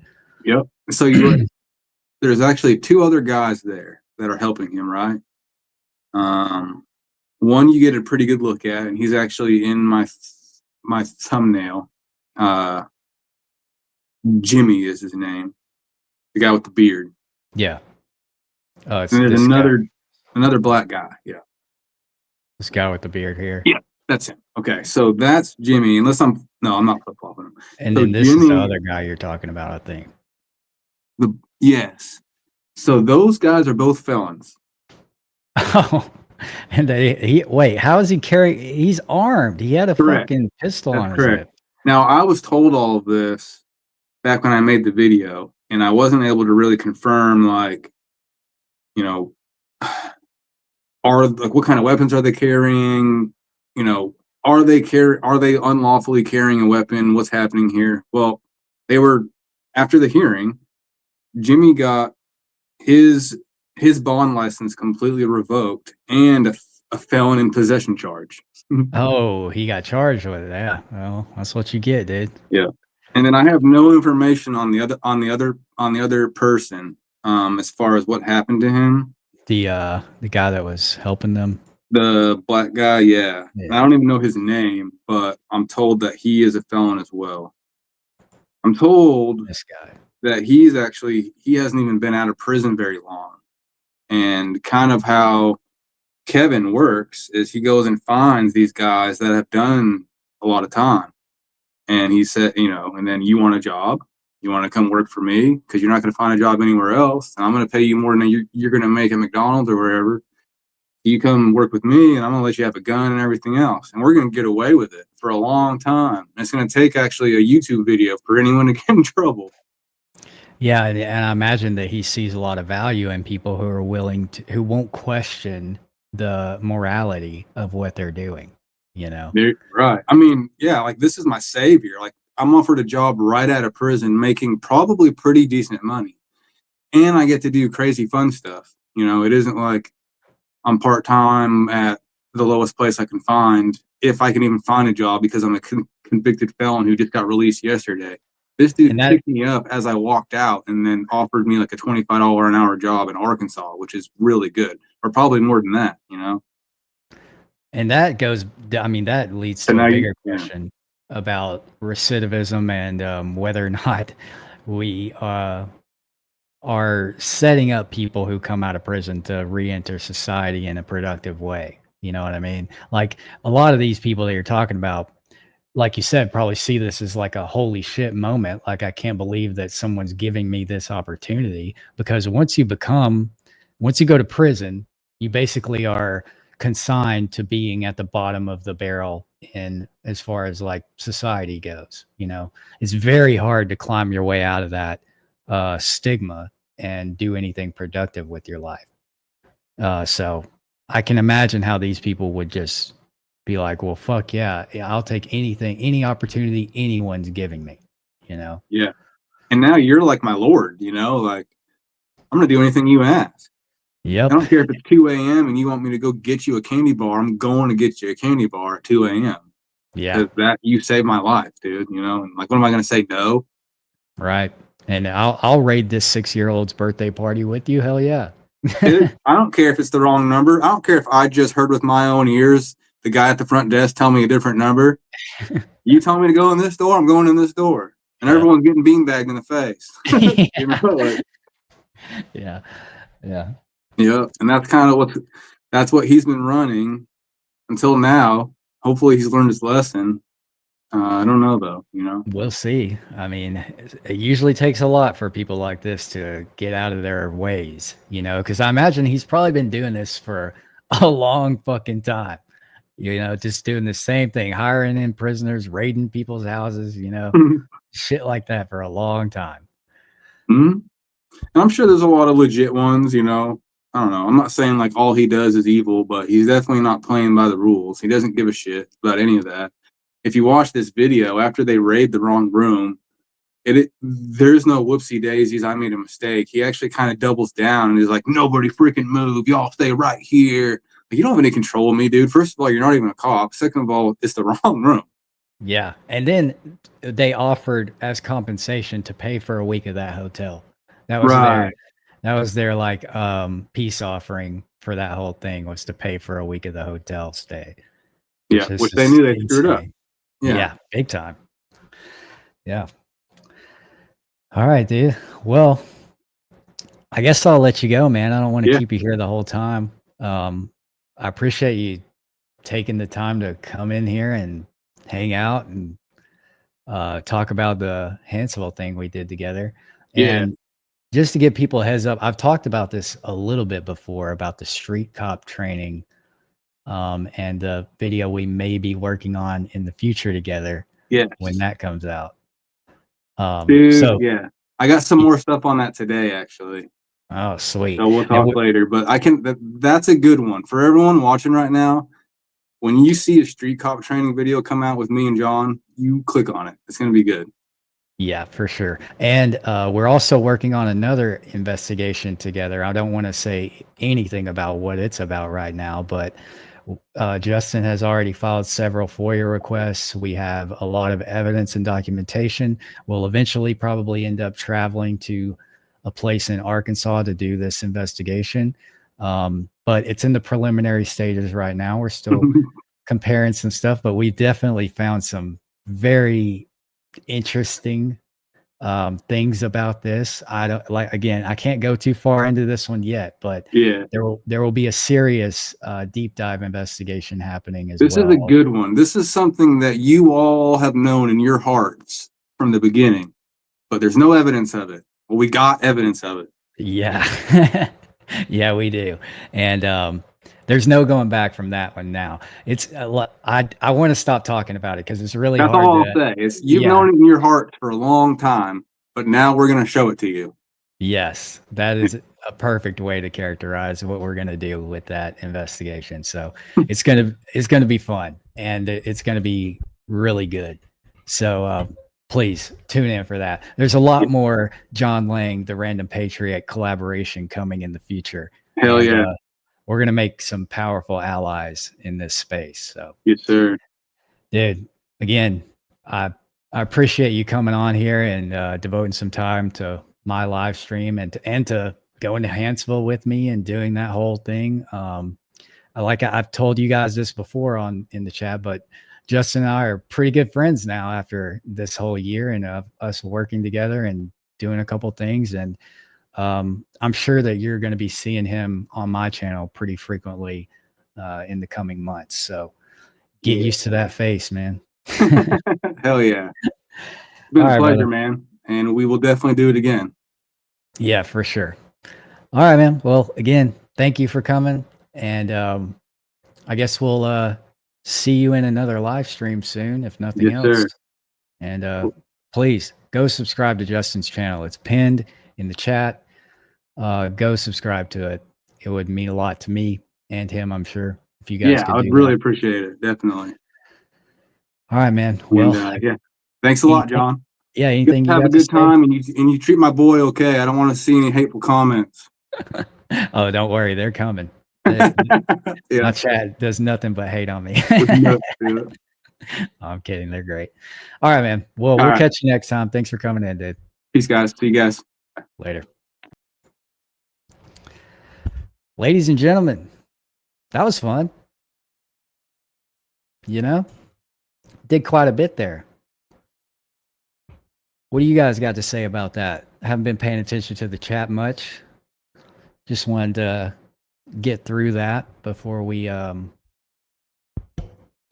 before we venture into something else, which is probably honestly going to just be, let me see. Do I have any? I don't have anything prepared beyond that. So we can hang out and chat. And maybe do some call-ins here in a moment. But first, I just wanted to kind of gauge your guys' interest on a story like that, because I think what was interesting about this is that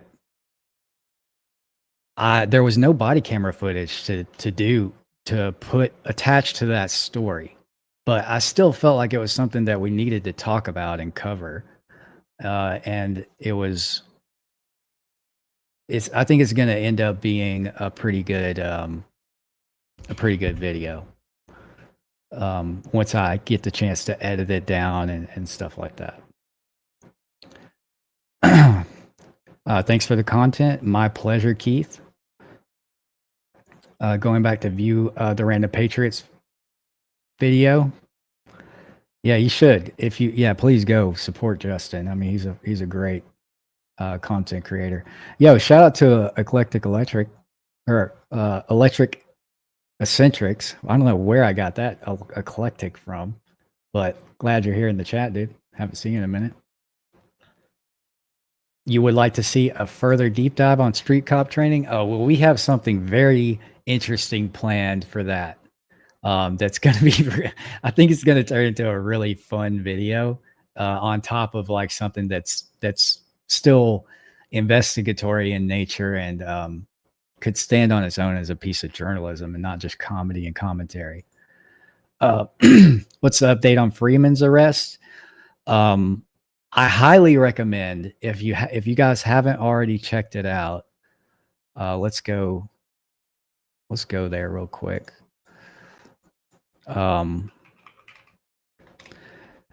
James from Southern Draw Law actually put out a whole video breaking down the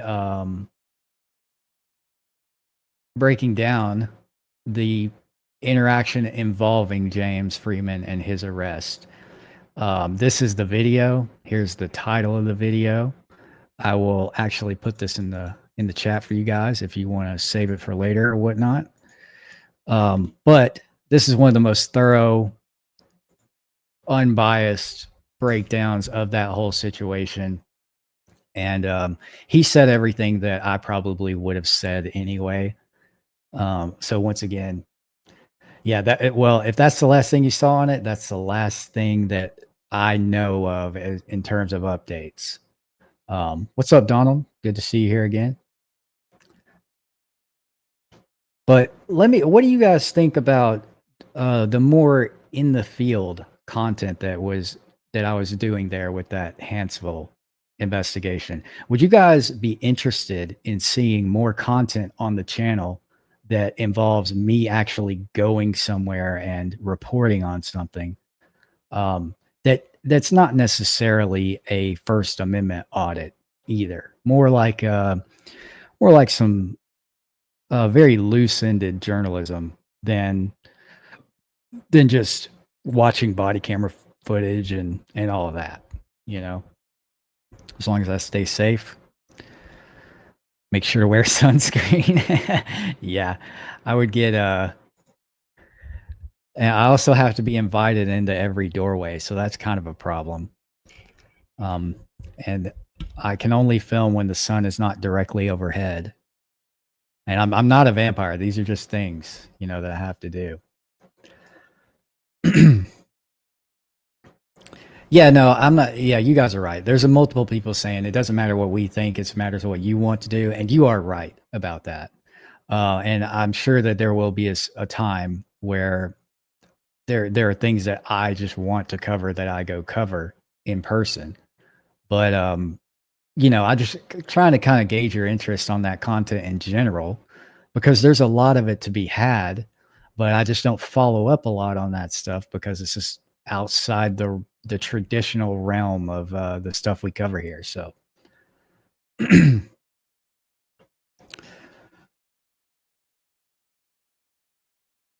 yeah. All right. Well, that's fair. So I think what I'm going to do now is just throw up this link if anybody wants to hop in for a quick Q&A or a quick call session. Feel free to click that link and you will be added to the stage. I'm going to pin that at the top and we can have some discussions, at least for the next like 30 minutes or so. I'm actually going to cut this a little bit short because I'm going to try to enjoy my freaking weekend for once. My kids are at their grandparents' house and I have like a little bit of free time today for once. I'm probably going to end up just editing a video or something, but you know, it'd be nice to have a little bit of free time before I jump back into the workflow. We got the man, the myth, the legend. What's up, Brad? Not a whole lot. I only have a few days left before I gotta fly back to Tokyo. Oh yeah. How's been America so far? Nice. I missed I missed driving, but I miss nothing else about the whole driving experience. Yeah. Like I definitely don't miss things like inspection, insurance, buying gas, other drivers. That's the big one. You know, the old expression, hell is other people. Yeah, I used to say hell is other drivers. But Yeah, that's fair. And but so it is nice to be able to get in the car and go. So when you're in Tokyo, do you just do public transportation everywhere? Oh yeah, absolutely. Or I walk on my days off, and even after work on the weekends. I often just take a walk down to kind of a larger area near a bigger station. There's a lot more stuff to do down there. I'm actually fortunate enough that within about 30 minutes of my place, there are like 3 gourmet style stores, and so I can get a lot of sort of import stuff. So that's kind of nice. Yeah, so I was wondering about that too, because I noticed on your channel you're cooking a lot of like Asian-based food, you know. But I mean, I cook what I got access to. yeah. So do you ever Actually, do you ever get access to like American food over there, like good, like actual good American food? sometimes the problem is just finding it. I know where there are a couple of import markets, but obviously they're going to be way more expensive. There's a South American market. It's funny enough, it's in the same building as the Peruvian and Brazilian consulates. So Interesting. they have great access to, you know, sausage and all sorts of interesting stuff. But again, real damn expensive. However, if I want like white beans for soup, I have to go there. Interesting. That's weird. I couldn't imagine I have being. I have a whole YouTube short on just the quest for buying dry white beans for something I was going to make. How's the sushi though? I bet that their Asian food is actually just incredible. Well, yeah, I mean, the thing is, I mean, like anything, you're getting different levels. I go to the affordable sushi places. So, I mean, there's high-end sushi, but I don't have high-end sushi money. How's that? I hear that, dude, for sure. So by the way, you say my cooking looks Asian, but I would say most people in Asia would look at it and say, oh, that's kind of Western style. Mostly, I just cook with whatever I can find, and I say, what can I make with this? Oh, I know. Yeah, well, some of it looks really good. So you've actually checked me out then? Yeah. I watched a couple of your cooking videos. I was interested. I mean, I'm always interested in any kind of cultures outside of America. You know, I always like to learn the sort of internal structure that's not really prevalent when you take like a face value look at those kind of places. You know what I mean? Yeah. Well, a lot of the stuff that I make too, I really only started cooking about 3 years ago. So I'm discovering everything pretty much from the beginning. My mother helps me out a lot with suggestions on some of the basic crap, like, you know, how to hard boil an egg, because I was going from basically zero. Yeah.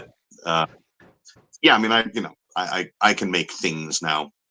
Well, when I go I to occasionally Tokyo, will. so I was just gonna say, when I come to Tokyo one day, eventually, I'm gonna have you cook me a meal, brother. Absolutely. And if any luck, I'll be in an apartment that is not, as Michigan Constitutional Crusader described it, a refrigerator box. Yeah. But you are absolutely welcome to Like, share, and subscribe. No, I'm kidding. Just No, yeah, for you sure. you are invited to my premieres. I do premieres at 11 a.m. Eastern on Sundays. I mean, I haven't been since I've been here on vacation, but I think the first Sunday I'm back should be a Brad Cook Stuff in America, so I'll have that up. Oh, hell yeah. All right. Well, I'll try to pop into one of those, man, for sure. Yeah, we get some of the big names occasionally. I know that Foshin used to come in. This is public service, and occasionally we'll get like Michigan Constitutional Crusader or Rogue Nation. Not often, but occasionally. Yeah, hell yeah. Hell yeah. Actually, I don't think Phoenician or Phocian, this is a public service. I don't think that he likes me very much. And the reason being that I don't know if you're familiar with the Lane Myers case. That I know that that's something that he's been chewing on that bone for quite a while. It's important to him. I know that. Yeah, and unfortunately, I have a perspective on that case that doesn't agree with his interpretation of that stuff. I looked at that case very heavily for a long time, actually, because he sent it to me. He sent me all the details, all the documents, all the cases, or all the motions and things like that. And after reviewing everything, I don't think that Lane Myers is the First Amendment martyr that a lot of people think he is. I think that he's just a guy who violated a court injunction and almost went to prison over it because his ego was too big to admit that he was wrong. But, you know, people have their own opinions, and some people like to see him as some kind of free speech champion, but I kind of think he's really just a grifter at the end of the day. And that's I am entirely unfamiliar with the case, and I've decided that with so much behind it, I may be perfectly okay with remaining ignorant of that case. I will say, from the small amount that I have interacted with Foshin and the videos I've seen, he is a man who has very strong convictions. Whatever his convictions happen to be, he has very strong ones. And I feel that if you don't agree with him, then he's not going to modify his opinion. Yeah, and I don't expect him to whatsoever. I mean, I have no personal problems with him whatsoever, but you know, once I told him my opinion on that case, he essentially ceased all contact. So I'm assuming he didn't take that well. Yeah, well, I mean, depends on how you said it to him. Did you say like, you know, I think you're wrong, you're exactly wrong, or did you just say, I don't know, man, I don't think I agree with you? I put together a pretty lengthy email because I wasn't trying to, I didn't want to say, you know, like, you're wrong, you're an idiot for thinking this or anything like that. I actually put together a pretty thoughtful, thorough email explaining exactly why I think that this interpretation of this whole Lane Myers situation is not accurate, and, you know, my opinion on it. So I was trying to be as cordial as possible, you know, not stir up any feathers or anything like that. But yeah, you know, I mostly stay out of that one, and since he's mostly been focusing on the Lane Myers thing and all the auxiliary stuff, I haven't been watching as much of his content. When he was going out with Rogue Nation, that was a lot more fun. Or doing his own solo stuff. And I wish he would get back to that and do that exclusively, because he is pretty good at that. And I take nothing away from him as a content creator or anything like that. And I don't take anything away from him for having a different opinion than me about that particular case. But I don't, I'll just say this, I won't be changing my opinion on it either, you know, as much as he is. You covered him not that long ago, within the last year, with him getting pulled over just to see if you're all right. And he's like, this motherfucker gets out of his car. That was a good time. That's the Foshin that I prefer. Yeah, he did really well in that encounter. And also, I neglected to mention all of the backstory that was context for that interaction when I covered it on ATA, which was semi-intentional because, you know, we're trying to look at these as isolated incidents. We can't always draw up the entire history of a police department or interactions that they had with people to isolate and analyze the constitutionality of this one particular instance. But there was a lot more I feel like I could have said in that intro section for that episode that I just left out for whatever reason. But well, I mean, you're trying to keep your videos under an hour, I figure. So yeah, that was another thing, is that video in particular, I think, was kind of on the longer side as far as runtime goes. So, that's part of it too. Just trying to figure out what people are actually going to sit there and watch, but that's why I was surprised when you were doing those double features for a while. Like, well, does he just not want to do 2 videos a week? Well, the thing was, so the channel had been facing a lot of problems in the months prior to that, as far as viewership goes, and I could not figure out what the hell was causing it, because all of the metrics seemed to be perfectly normal. The videos are performing really well, and but they just weren't being pushed out to the algorithm for whatever reason. And at the time, I was drafted into this temporary partner manager program where I had someone from YouTube sort of advising me on how to maximize the optimization for the algorithm.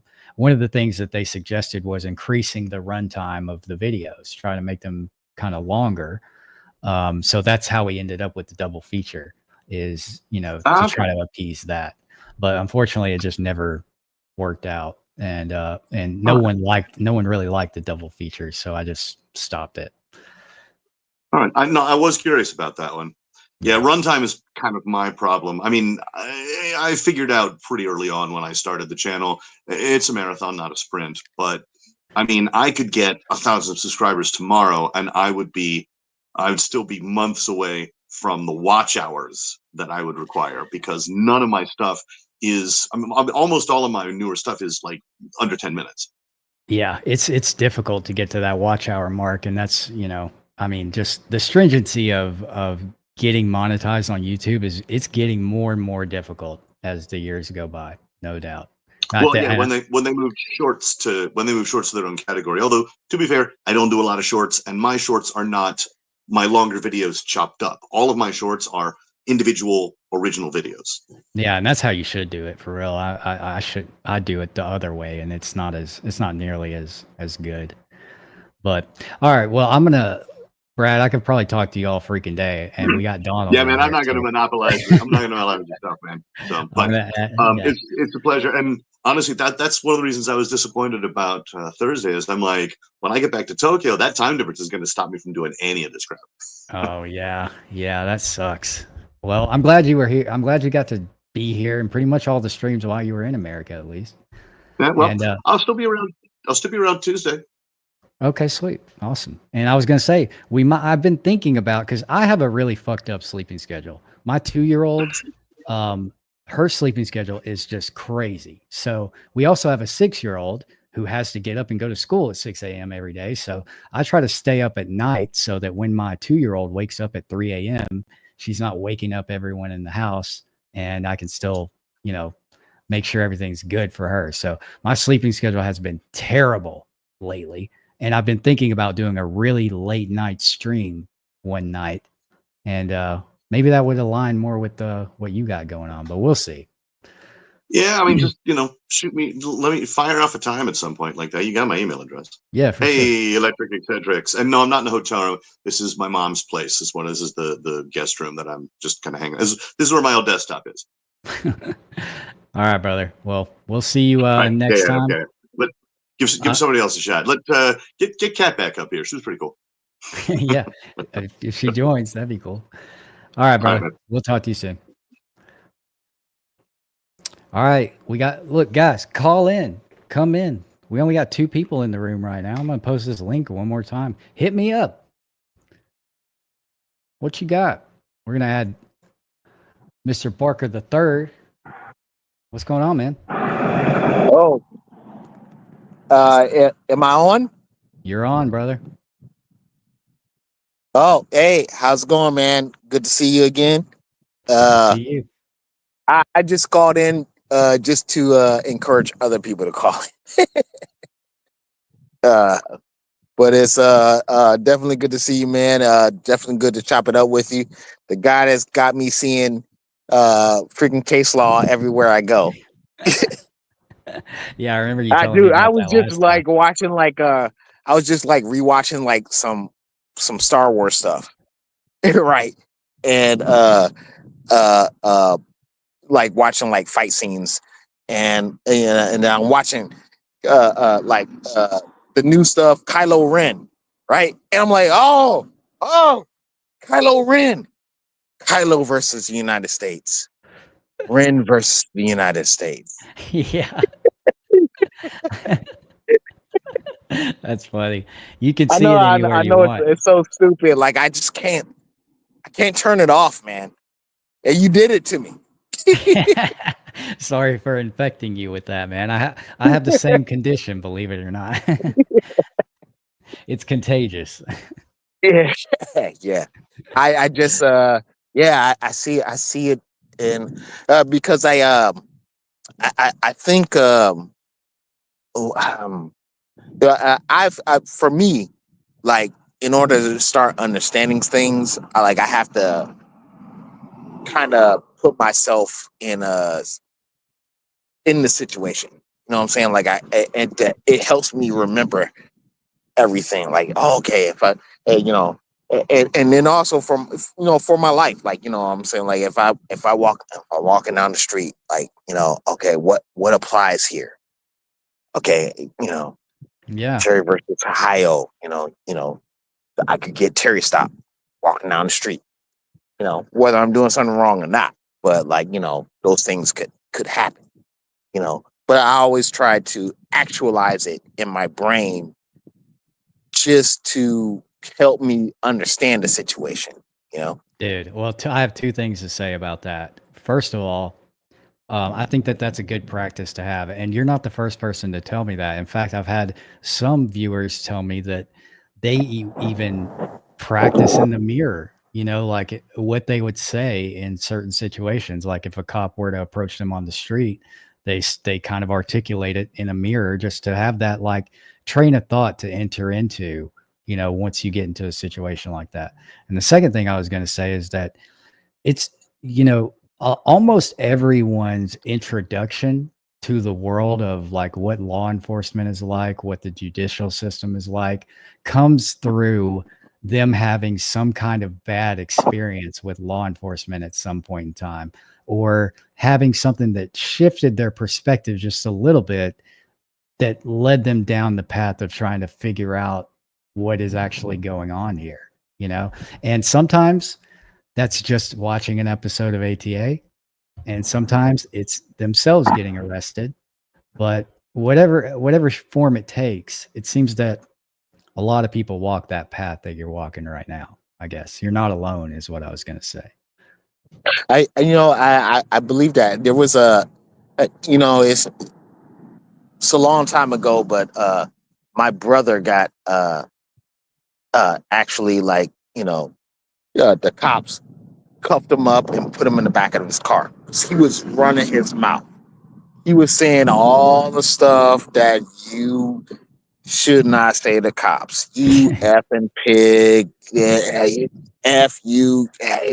And I'm literally standing there. I was with him. I'm literally standing there, and I'm telling him, dude, shut the F up. Stop. And they throw him in the back of the car. And I tell him, one seat in the back, you stupid MFer. and they're letting me stand there, and I see it out of the corner of my eye. They're not outright laughing, but you can see it on their face. They're they find it funny, and they actually eventually let him go. Wow. And I was thinking, you're so dumb for what you just did. But now that I know what I know, I also still think he's dumb for doing what he did. But you can appreciate that it's free speech now and that it's protected now. Yeah. Yeah.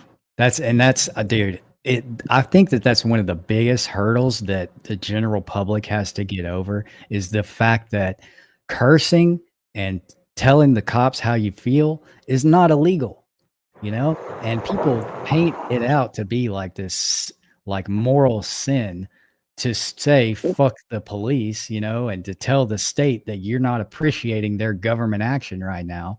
You know what I mean? More people need to realize they can do that. Yeah, I have to.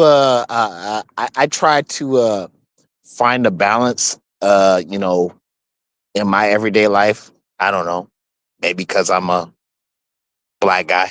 I don't know, but I try to find that balance. Like I actually like it was a while ago, but like you know, I was well, I think you saw, you know, I smoke cigarettes, but like I was in the parking lot. I saw some cops, motorcycle cops, and like, oh, you guys getting ready to roll out? And he was like, yeah, and I was like, all right, I'll wait, and and they laughed. That's funny. That's hilarious. But like, you know, I just, you know, I'm not about trying to create that uh rapport to just be adversarial. Um, but at the same time, I know I got to stand for my rights, you Hell know, yeah. and so um Well, and said out. like you said, dude, being a black guy definitely adds a caveat to the things that you might feel like you can get away with. Because to deny the idea that black people have been targeted by the police is just utterly insane to me. And I feel like this is something that the auditing community really doesn't discuss enough. The fact that if you're a black auditor, things tend to be a lot more tense for you in situations where someone else might have gotten away with a little more leeway. And I think someone like Kansas City Accountability, his whole channel is sort of a perfect example of that.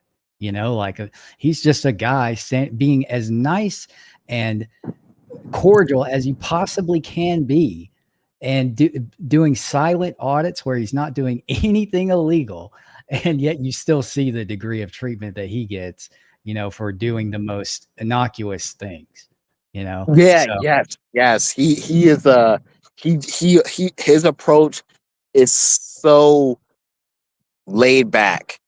Like you know, yeah, he's asking the questions. Like he's putting it to him, but he's so laid back, he's so chill, Kansas City audience. And um but he's given to him in the most, like you said, innocuous way.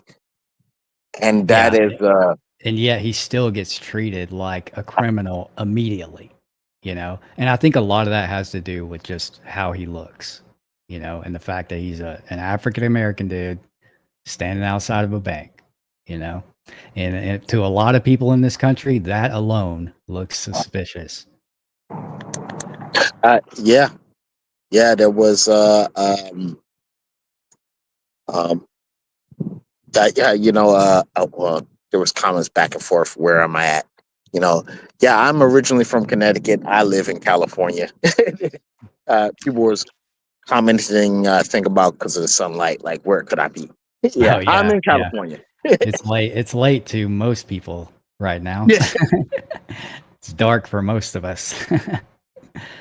yeah, but it was when I was in high school. There was one time I was stopped by cops, and uh, there was about 10 of us out, you know, and about, and we got stopped, and there was two cops that got out of the car, and uh, they put two people on their car. Like they grabbed them and put two people on the car, and it was the only two black people in the group, which was me and the other guy. Shocker.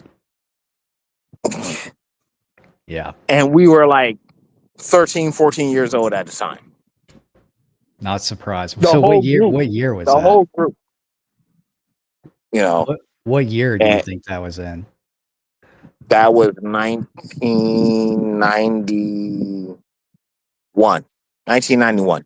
So that was prior to even the Rodney King incident, and Yeah. I can only imagine, you know, what things were like before that. you know. Yeah. And we were looking at each other like, of course. Yeah. Of course they grabbed us, Yeah. right? Yeah. And they let us go. It didn't become anything, but but we were, that was our reaction. Like, of course they're gonna grab us. Yep. That was, it's amazing how that sentiment hasn't changed in all those years. I mean, that was 24 years ago and people still feel that way. Yeah. Well, Yeah. Donald, I hate to end it now, but we got a No, couple of no. people. I didn't. I was. The only reason I actually trying in is hopefully that other people chime in, so Yes, we and can you hear did. their It stories worked. as well. We got 3 other people in here now, thanks to you, man. Sweet. I'm out. All brother. right. All right, brother. We'll talk to you later. All right. Not saying cop watch. What's up, my man? Hey, can you hear me okay? Sorry about that. Yeah, I can hear you.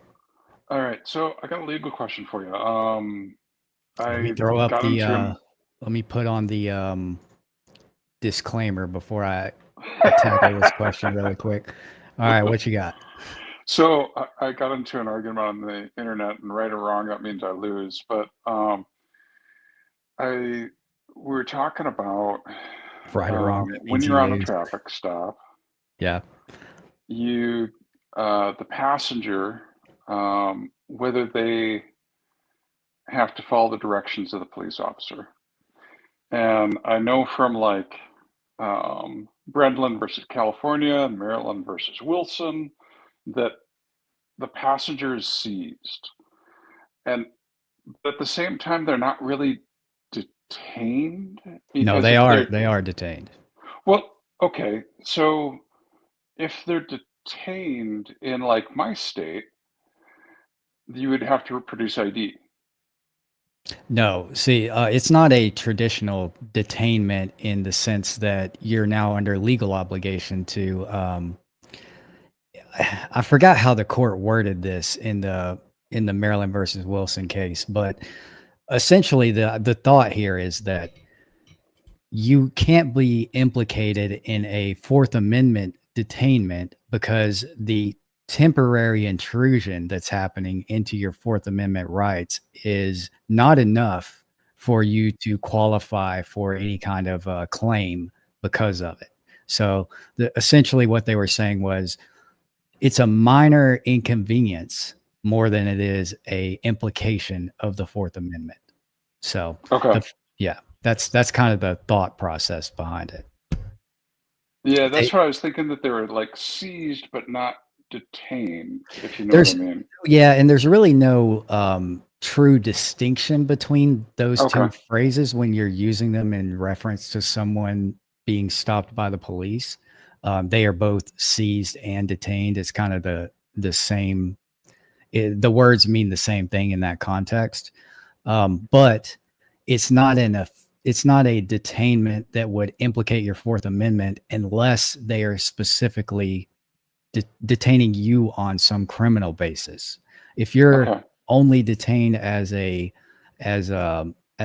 a parallel way to someone else being detained, you're only detained because someone else, you can't leave because of someone else. Essentially, it's a de minimis detainment is kind of how they characterize it. So it doesn't implicate your rights, but yes, you are required to temporarily do whatever they say and allow them to control your movement, essentially.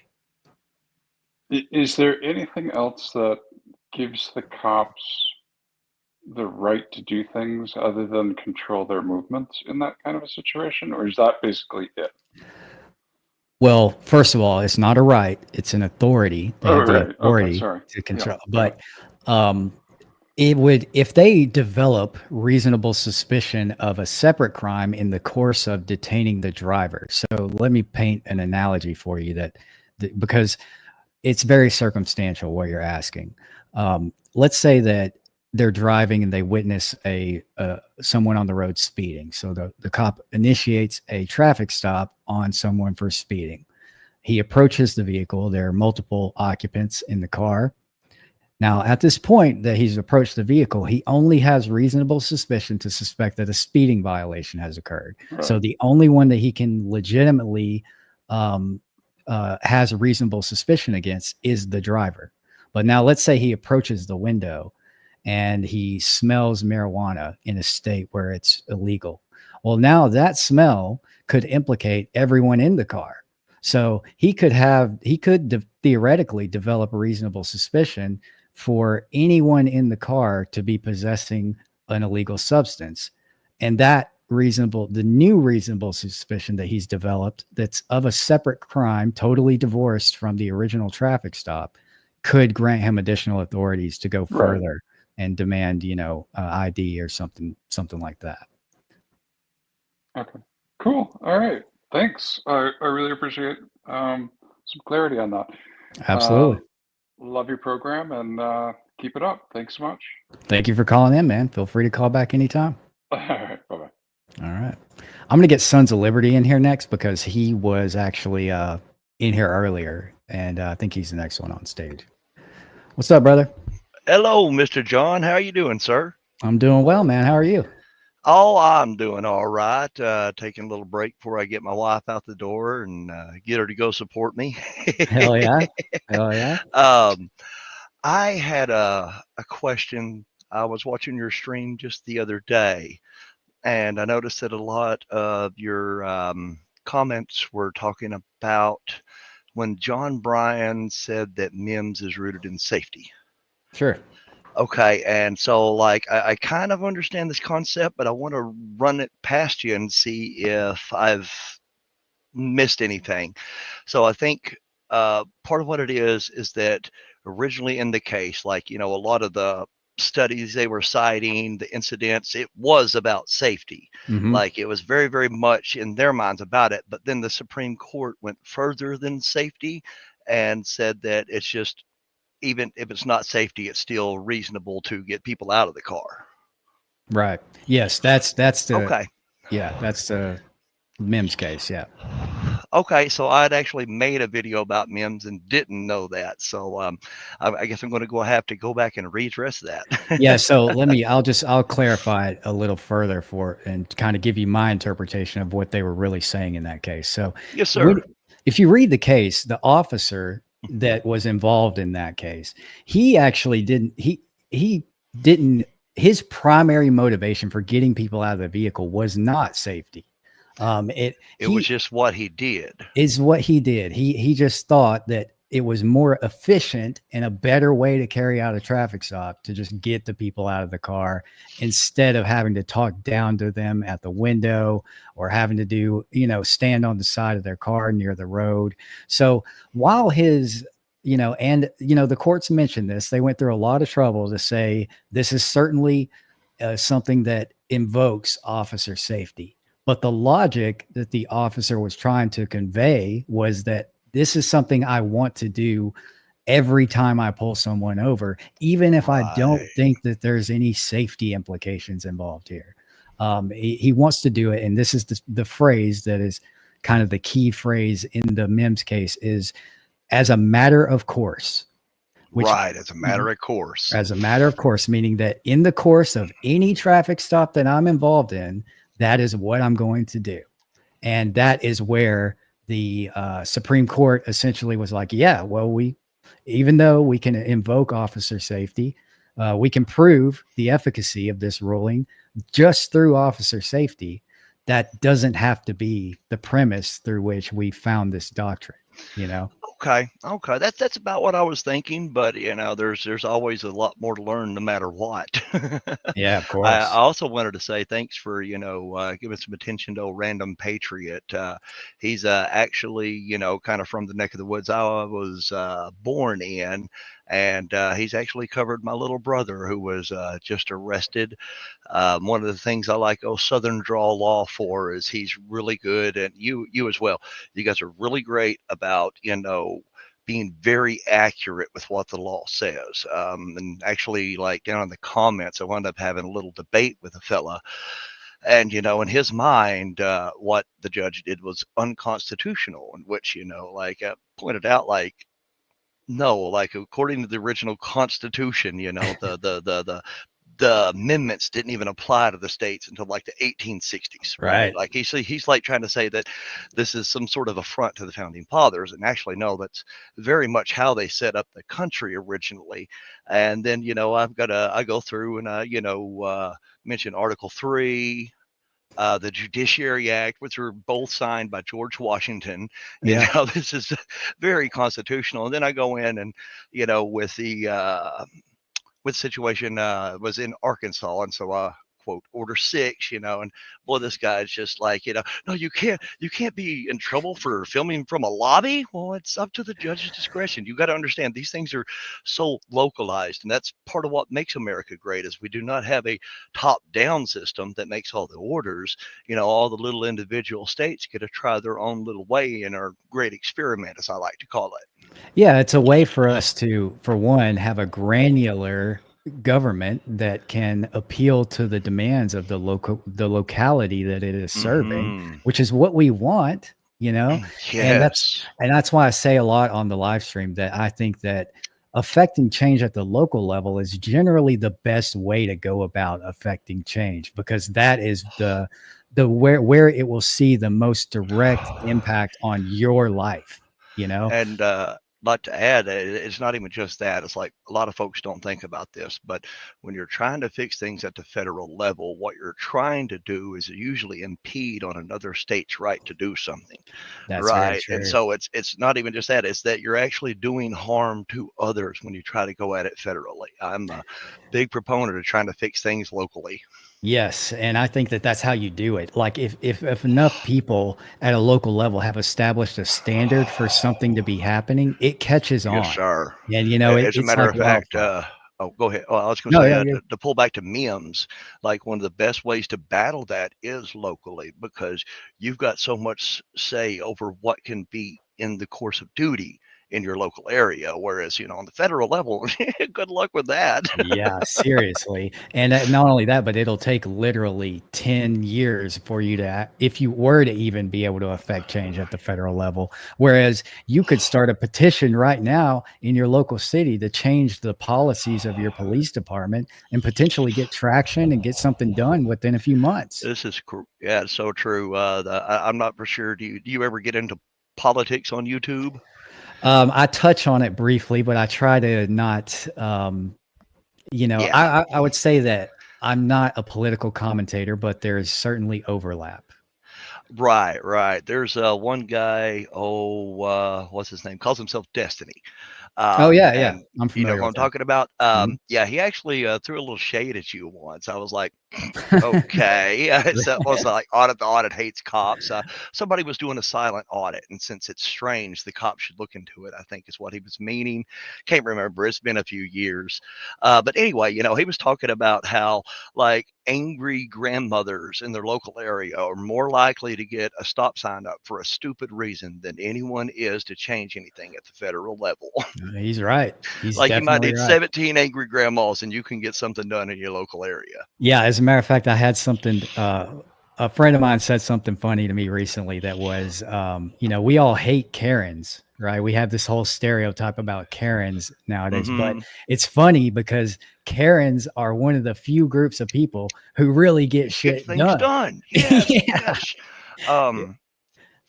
Politically, I'm centrist in noting that I love Americans despite their crazy ideas. Not that I'm trying to find some sort of mathematical center to everybody's ideas. Yeah. And one of the things that I've realized is, it's usually not the normies, your inside of the box thinkers that get anything changed. It's your radicals. It's your people that are wanting to step outside of the box to try to find something different that are going to bring you something new. Like That's why the we need lamplighters in Freeman. Lincoln. Oh yeah, I love James Freeman. Oh my goodness, that guy's pretty wonderful. Yeah. I'm making a video on him, calling him the trickster god of auditing.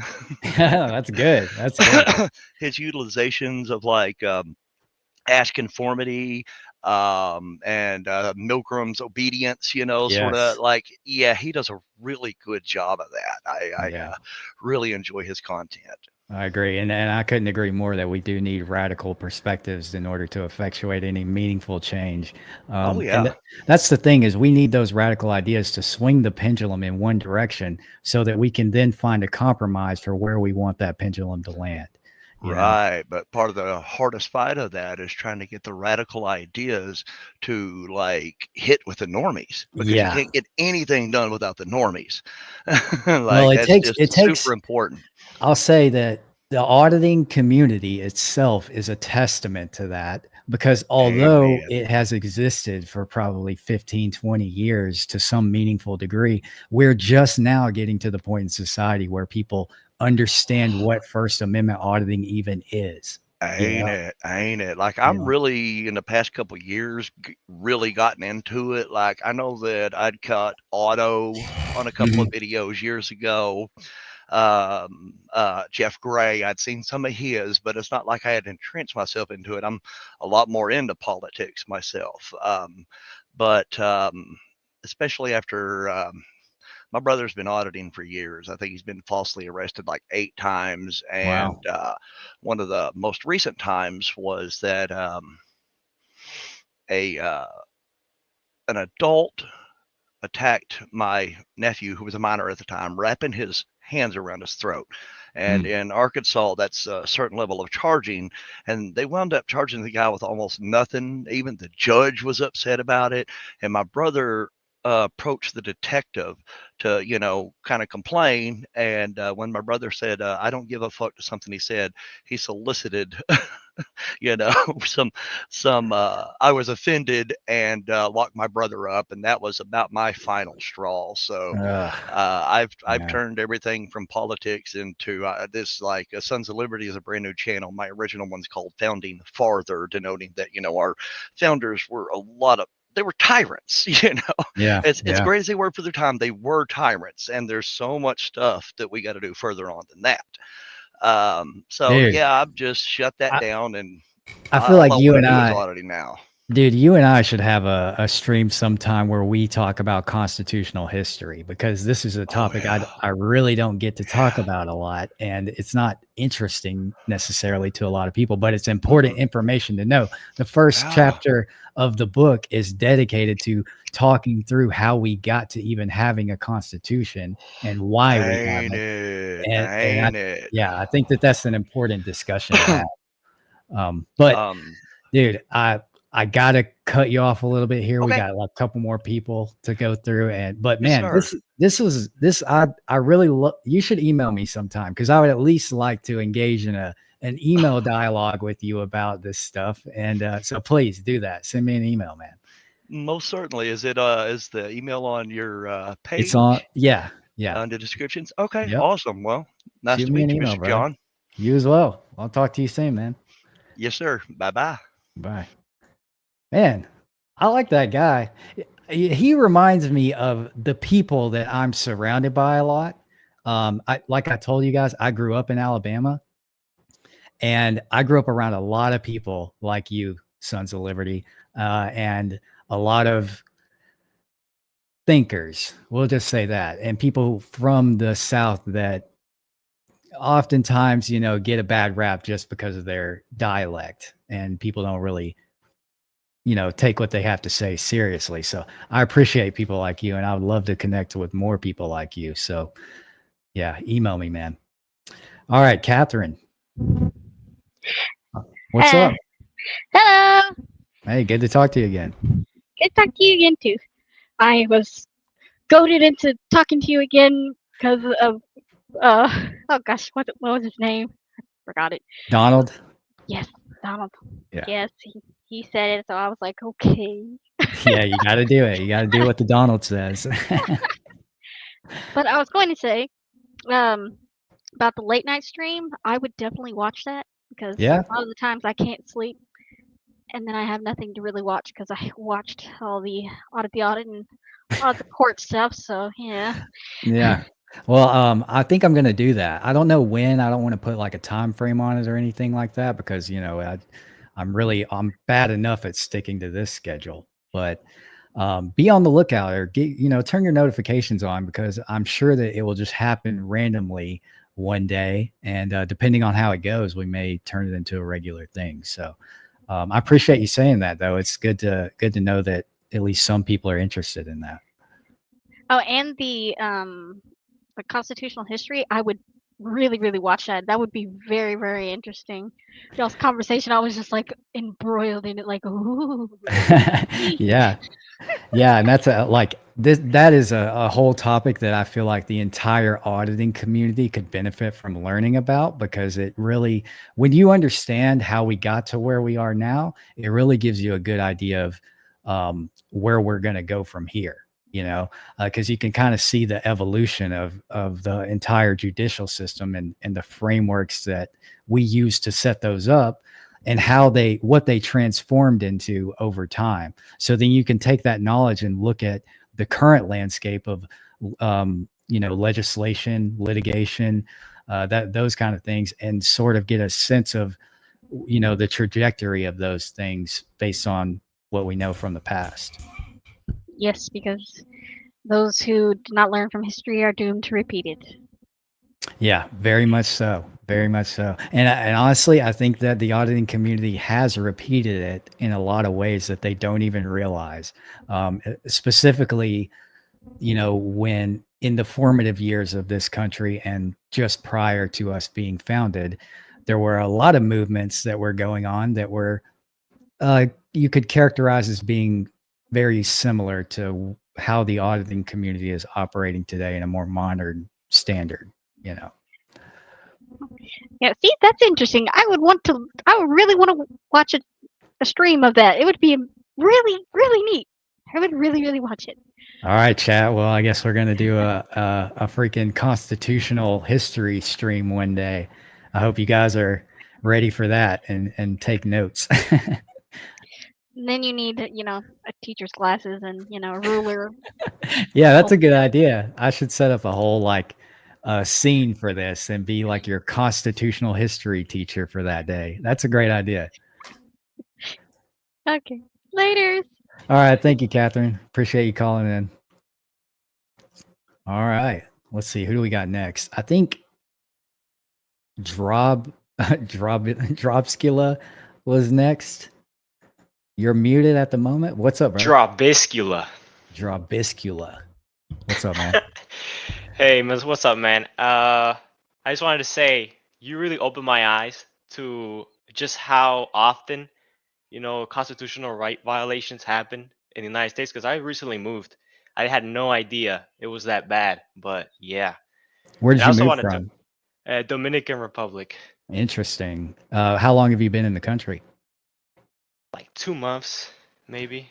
So is your perception of America similar or different from, what you were expecting before you came here? I mean, when it comes to law enforcement, I think it's worse. Like it's just worse than what I thought it would be. I expect it to be way more. There'd be way more accountability. Is there more accountability in the Dominican Republic, you think? No. Okay. Gotcha. Yeah, over there it's just like you can get away with anything if you have the authority. So what do you think was the biggest culture shock, I guess, that you experienced, maybe outside of law enforcement, coming to America? Not so much a culture shock because, I mean, my parents had lived in the United States, so I already was familiar with the culture. Gotcha. So had you been here before, prior to you moving Yeah. here? Okay, gotcha. Yeah. Gotcha. So, what are you doing over here nowadays? Are you working a job or going to school? College. Yeah. What are you studying? Computer science. Oh, nice. Well, you're gonna set yourself up for a nice career, dude. Hopefully. Yeah. I also want to tell you, you gotta do Audit the Alien. I mean, I want to, trust me, and I'm going to. That's gonna happen. But I just have to get to a place where I can work through all the infrastructure of running 3 channels to be able to get to a passion project like that. I'll say this: I feel like the work I'm doing with ATA, with Audit the Core, with this channel, it's kind of important. People find a lot of value in it, and it helps a lot of people. And so it has a direct impact on the real world and the people in it. Whereas a channel like Audit the Alien's not really gonna, help people progress in their life in any meaningful way or anything like that. So it would definitely be more of a passion project. And of course, my attention is mostly focused on trying to help people if I can with the content first. And then if I get time to do something fun, then I do, but it is what it is. I promise I'll do that eventually. I'm just trolling, but hey, if you do it, I will be there. Hell I yeah. will be there for it. Well, I'm Yeah. sure that you'll know because I'll say something about it at some point if I get around to that. Well, thank you, man. Of, You have a nice of day. course, bro. My pleasure. And please join again next time we do this. Love to talk to you again. All right. Now we got Arios. And then we got 2 more, and then we're going to be out of here. What's up, Arios? Oh, hey, here. Good to talk to you again. What you got going on? So I was looking at John Felix's channel about you, that video he made. Yeah. And it's like he takes your grading as like as it means something. Yeah, exactly. I say this all the time, but the grading section is like the weakest part of ATA. It's the most That doesn't mean meaningless. shit. Yeah, it doesn't mean anything. The part that matters is the information given in the actual legal analysis. But yeah, I don't know why people take the grading section so seriously. And that's a big part of why I didn't include it in Audit the Court, because people Yeah. just so crazy about it. And I'm just Yeah. not going to include it. It's just not going to be a part of the formula now, Yeah, and it's like it's something he does. Like he doesn't. He's a sovereign citizen. Pretty much. Well, I yeah. I don't even know if you would say he's a Categorize him. sovereign citizen, because he tends to sometimes have this very like Puritan constitutionalist sort of perspective on things. And so it's kind of contradictory to be both a sovereign citizen and a constitutionalist, considering that one rejects the concepts of the other. Yeah. But he blurs the lines for sure. Yeah, it's like I'm pretty sure that he does say like driver's licenses are unconstitutional. Yeah, which is kind of just.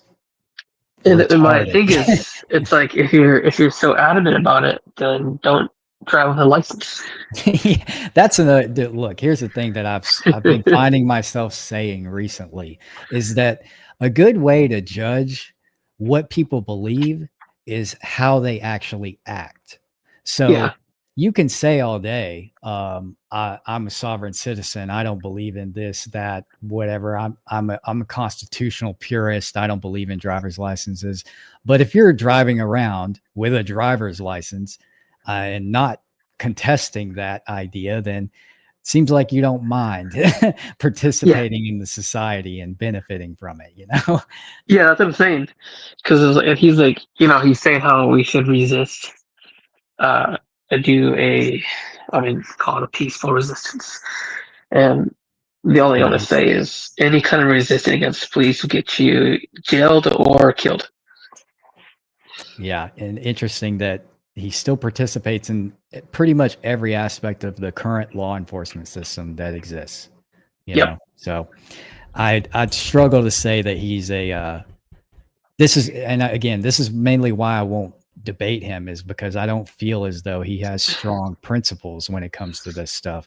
And there wouldn't be a meaningful way for me to attack anything that he said when he can just move the goalpost at will, so there's no point in debating someone who doesn't have a firm, strong principle to stand on. Yeah, and it's kind of like the sovereign citizens, you get all the rights without the responsibility. Yeah, exactly. Exactly. You can't debate people like that, man. And it's like it's not seen. You're not going to see eye to eye at all. It's going to be it'll lead nowhere. Yeah, and there's nothing I can say that's going to change his mind, you know. Yep. So Yep. yeah, exactly. Well, I'm glad you're taking the time to absorb his content and see it for what it is. You know, I don't want the fact that he and I have our differences to influence, you know, anyone else's opinion of him. But I'm sure that like you and most people who just all you have to do is go to his channel and you'll understand why we have our issues. Yeah, and a part of it is he does believe in the First Amendment, but then there's other parts of it, like the having driver's licenses be unconstitutional, but then he's driving a car, and it's like he probably has a valid license. So Oh, I'm sure he does. Yeah. Oh, all right. Well, okay. Thanks for hopping in and saying that. That lifted my spirits a bit. I appreciate that, Ario. Yeah, not a problem. All right, brother. We'll see you on the next one, man. Yeah, have a good day. All right, we got 2 left. We got Yogurt and Kiki. And Kiki was just showing a really cute cat on her camera that I saw. Oh, yeah, there it is again. I'm going to get to Yogurt first because I think he was here before you, Kiki, but we'll be there in a second. What's up, Yogurt? Hey, good evening. Long going time on, listener, man? first time caller. Yeah, I've seen you in the chat a few times. Yeah, so I've got a fairly narrow question concerning the ID or Sure. IDing yourself. So you see a lot of times cops always want to ask for your ID, asking for ID, and eventually booking people for not providing it. When really what they're asking for them is to identify themselves. And it could be such a small, narrow thing that it doesn't end up getting brought up much in the context of your videos or even First Amendment audits. But you just don't see it talked about it very much, at least from my interactions online. Yeah, so to expand on what you're saying here, essentially, there are a lot of, particularly in stop and identify states, there are a lot of identification statutes that they don't necessarily require the person to show a physical ID, but in lieu of doing that, they generally demand that you say, for example, your name, your address, and what an explanation of your actions or something to that effect. And it actually is a pretty important distinction when you're a law enforcement officer, because what you're saying is that it's not brought up that much, but really you can file a Fourth Amendment claim against an officer for arresting you if you did actually provide the information that is required by the statute, but you didn't give them a physical ID.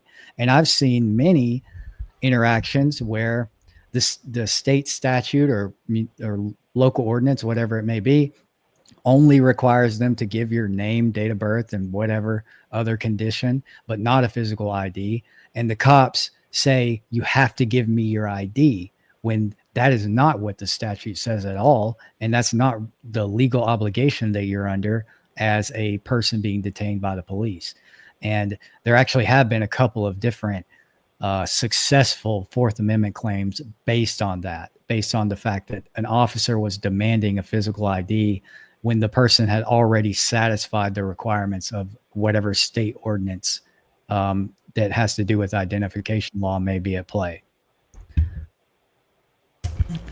So to sum it all up, essentially, you don't have to give your ID if the state statute doesn't explicitly say that you do.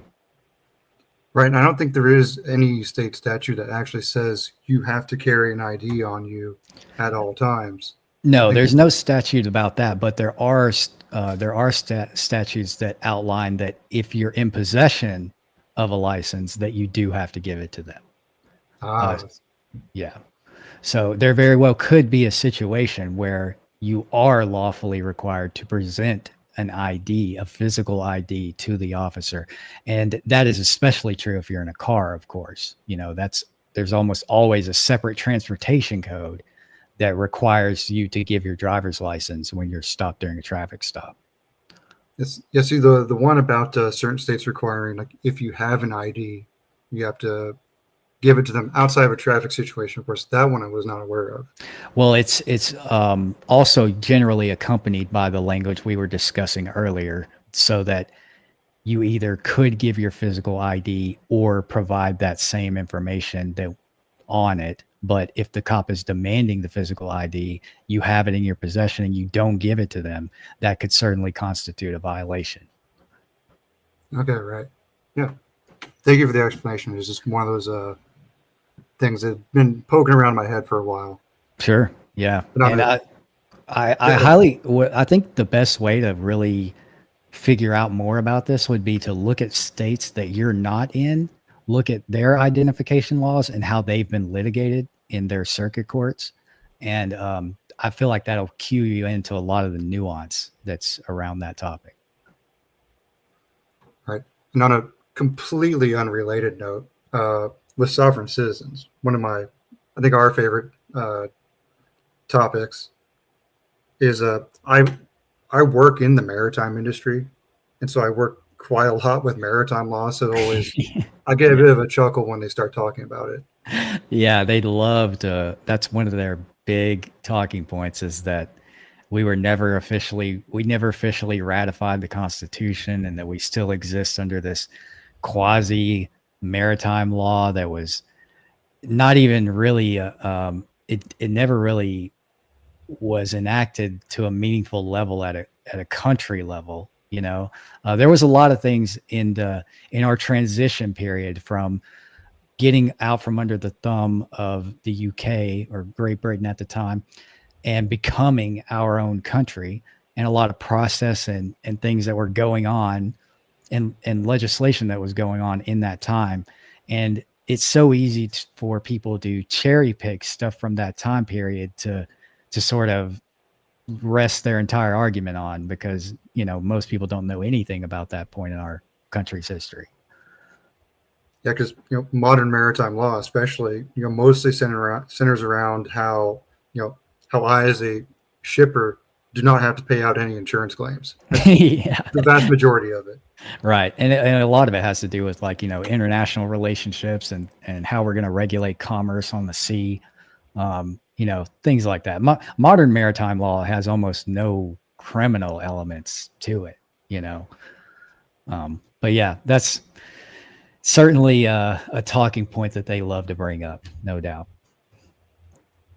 Yeah, that was pretty much all I had. Thank you for having me on.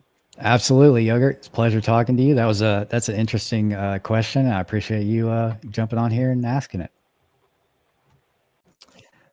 All right, brother. Thank you for that, Yogurt. Sorry I cut you off right there, but we're gonna take a look at Kiki's cat now, I guess. It's a really pretty cat. Very great. You're muted, by the way, Kiki. There you are. Hi. Hello. Here's my cat. Man, that's pretty. She is pretty. Looks soft too. She is very soft. I'm just enjoying a night of John Lang, relaxing. What's your cat's name? This is Amora. Amora. That's fitting. Yes. She looks lovely. Yeah. Yeah. Did you rescue that cat, or? I actually did. I rescued her from my mom. My mom had some stray cats just take like shelter at her home, and this one had big claw marks around her neck, like something had tried to steal her away. And I took her and saved her and nursed her neck. Oh no, you're cutting. You froze up on us, Kiki. No, I wanted to see that cat. I'm just going to take her down from the stage for now. Maybe she'll get that worked out temporarily. And we'll see what Noah's got to say right now. What's up, man? What's going on, John? Can everybody in the chat What you got? hear me properly? I can hear you properly, so I'm sure they can. Okay. I just had two things. By the way, I've watched your stuff forever. Awesome to talk to you. Why Appreciate did you necessarily get into these style of videos, law, and I guess auditing, if that's what you want to? Why did you get into that? And then also, I wanted to briefly talk about body cameras. Okay, well, I'll answer your first question. Is this just open to any question? I didn't. I'm Yeah. late to the stream, so I don't even know what No, the dude. I mean, premises was. there's no premise. You can just call in and say whatever you want to, man. So you're doing it right. Okay. All right. So you may or may not know this about me. I've said this a few times, but I have a degree in journalism. Before I started doing a YouTube channel, I was a journalist. I worked for several different print media. That was kind of my direction when I was in journalism school. I really wanted to work for like a prestigious newspaper or potentially. Well, my real goal was to go do foreign correspondence, but I had a family in the time of being in college, so that kind of interrupted that. But then I got to, I graduated. I got into the field. I worked for a few different newspapers, and I eventually got to the point to where I left the job working like as a W-2 employee for a newspaper and had built enough of a reputation to be able to freelance for all the local papers in my area. And I got a column in a paper that was my own column where I could basically write about whatever I wanted to write about. And so not long, and that was probably 4 or 5 months after graduating from college. And while I was in college, one of the last classes that I took was a constitutional law class, because you have to learn about copyright law and Dude, things like that that. stuff is so infatuating. I'm sorry to cut you off, but it You're is good. so infatuating. Like, I don't even know. I started just randomly looking into like law and stuff like that. And now I'm kicking myself in the ass. Like, man, I wish I would have went to school for it. But anyway, sorry. No, yeah, I mean, I look, let me just say, quell that kicking yourself in the ass for that, because if you would have went through the steps and became an attorney, you might have a totally different feeling about the law and may not be as passionate about it. So, just having that outside passion can be a very good thing and a very productive thing. But anyway, with that column, I started writing about, I don't know if you know this, but there's this thing called the SCOTUS blog, where they basically, write articles and detail every Supreme Court case that goes through the courts. And so I started. Which can get overwhelming, I can imagine. Oh yeah, but that sort of narrowed my focus, and I wanted that column to be about Supreme Court case law. And eventually I started writing about that, and I eventually encountered a case dealing with a First Amendment auditor that led me back to looking at it on YouTube and stuff like that. And, so all my skills just kind of coalesced into one place. And that's sort of how You ATL fell was. into that wormhole where you're just like, dude, this shit is the first time I seen a First Amendment audit, and I'm gonna be honest, I'm gonna keep it real brief for you. I got my rights violated years ago. Not gonna get into all that, but I went to school the next day, and I'm literally sitting next to this officer's daughter. We were in the same class together, dude. And I'm just That's sitting wild. there like, man, I'm driving a DSM little hot rod car, and she's driving a brand new BMW, and her mom straight up pulled me over and treated me like a fucking criminal. This little Plymouth Laser RS. And her mother's just driving like a BMW and shit. I'm just like sitting there, I'm like, something doesn't settle right. So I started just looking online. And it fucking ruined my life for like a year and a half, dude. Just in and out of court, bro. They kept pushing it out. Yep. I at the time I didn't realize that bitch had nothing to go off of. And that's why the court kept pushing it out. Yep. And I just started reading, and I'm like, and then I found this First Amendment auditing stuff, and I'm like, this is so infatuating. Like I know I keep saying that word, but I'm like, I don't understand who these guys are, what they're doing, any of that. And I don't know, man. I've been all about it since Sean Paul Reyes was before him. You know what I mean? Yeah, Like even dude, before that. you have the same story that like I was talking to Donald about earlier. You have you wouldn't believe how many times I've heard that exact thing where I had no idea that there was this world of law, this entire industry of law that Yeah. I actively participate in every single day until it bit me in the ass and woke me up to this whole system, you know? Dude, like my girl gets annoyed by it, honestly. I study this shit so much. I'm not a beast at it. I'm not trying to sound like I'm a beast at it. Like every day, everybody learns. I'm sure you learn every day too. But Oh yeah. it's just like I don't know, dude. It's the craziest shit ever. But I don't know. That's just something. Dude, I'm glad next that time we you're had that little conversation because I'm sure there's other people that are like thinking the same thing right now. Dude, next time your wife has or your girl has an issue with that, just tell her, imagine what it's like being my wife. She has to hear about this shit every fucking day, all day long, you know? So, Yeah. yeah, I feel my wife shares your girl's pain for sure. I don't want to take up a bunch of your time. I was just thinking. I wrote down a few things. I'm supposed to do a podcast with this other guy, but body cameras, dude, they don't get talked about enough. And I really, I sat down and thought about it. And I actually did something on my channel on it, but body cameras, they fall off too easily. We're spending all this money to give these cops body cameras and they just fall off. Obviously they do the old, oh, I'm just resting my arm over it, or they Yeah. obviously mute it, doctor it up, or they'll Yep. hit you with the old, well, we're recording right now. Well, Yeah. duh, I know you are, but mine's easier to get and it ain't getting doctored up. Or they'll like tell you to, I just think I think that needs to get pushed a little bit more, like in the auditing community. And like, Well, I don't know. it's something that the states need to tackle because I know exactly. there's a demand. 100%. There's clearly a demand from the people. Like literally everyone who you would ask, do you think that cops should be able to mute their body cam would say no.